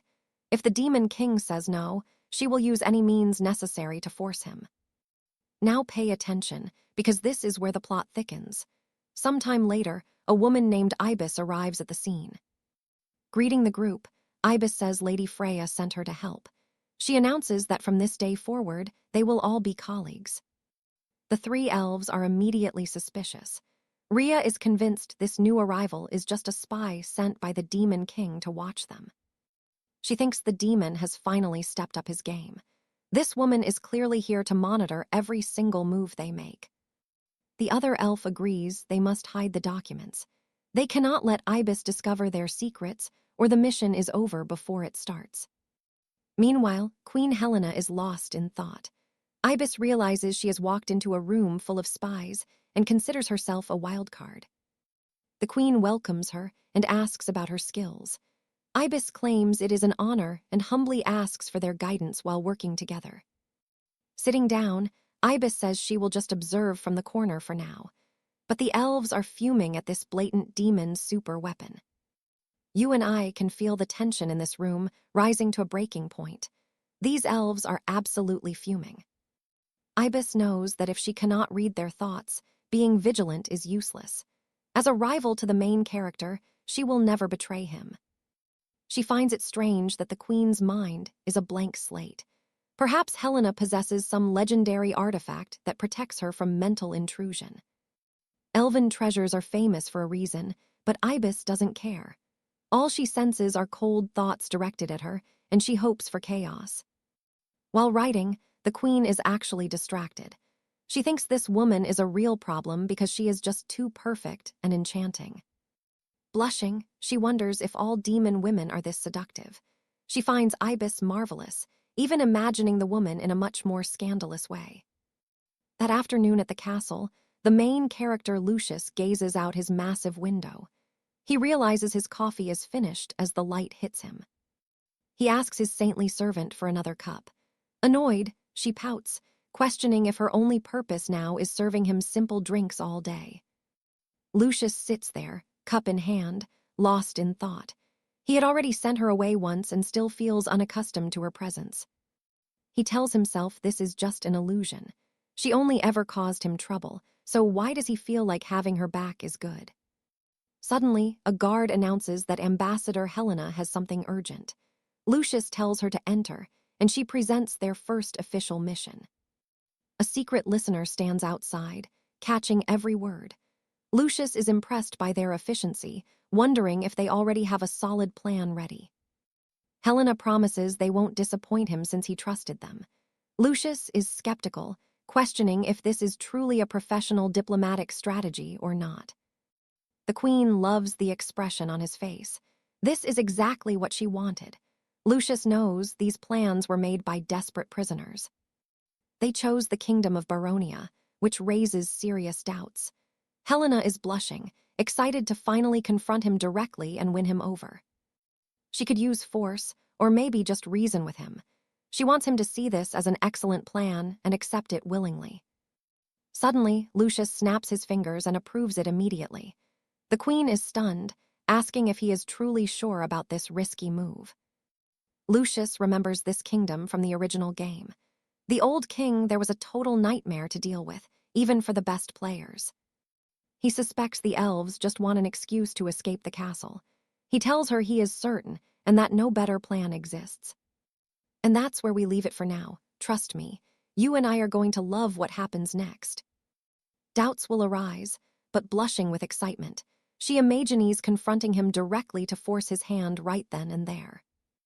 Or she could use logic to persuade him, making him realize that this plan is far too good to pass up. She doesn't care how it happens, provided he accepts. Suddenly, our hero snaps his fingers with a look of pure excitement. "Watch this," he announces his full approval, leaving the elf stunned as she stammers out a question if he's sure. Lucius recalls that even in the game, Kingman was a nightmare. The old king spared no expense to keep his kingdom secure. He knows these elves are just using surrender as a clever excuse to escape, but he plays along and confirms it. He tells them there is no better plan than this, and that they should move forward with nothing but pure boldness. Feeling a bit let down, Hellman turns away and leaves her hero in silence. "You and I need to see what's next." "All right, stick with me as we see if Alaric was just imagining things, or if she was truly disappointed." Fiona lingers by the entrance as Alaric smiles, asking her exactly what it is that she needs. She says she failed her duty, worrying that two-faced noblewoman might do something disrespectful to the house. He assures her there is no reprimand, telling her she can return to work if she has nothing else. But Fiona insists she has a report about Duke Harold's men, and Alaric tells her to go ahead. She reveals that the department has been slacking off and acting incredibly lazy while wandering around all day.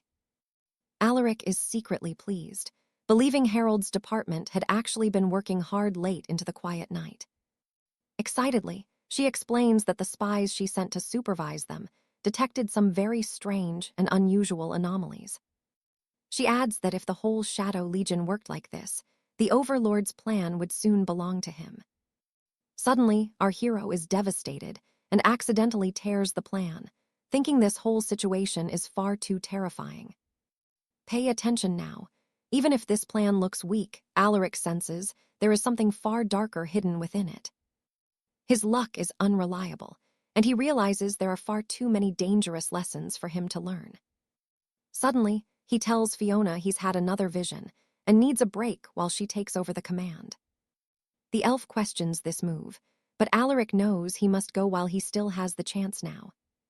Since he is infiltrating the Legion, he tosses his cloak aside and runs to find a new disguise.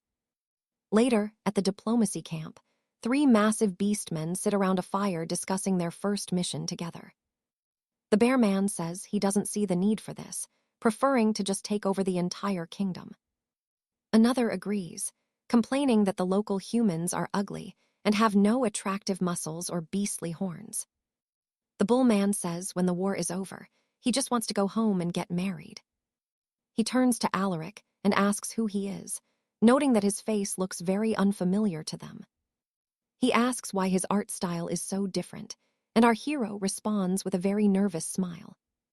Someone confirms they have never seen him at the Iron Fortress, and he doesn't look like a beast.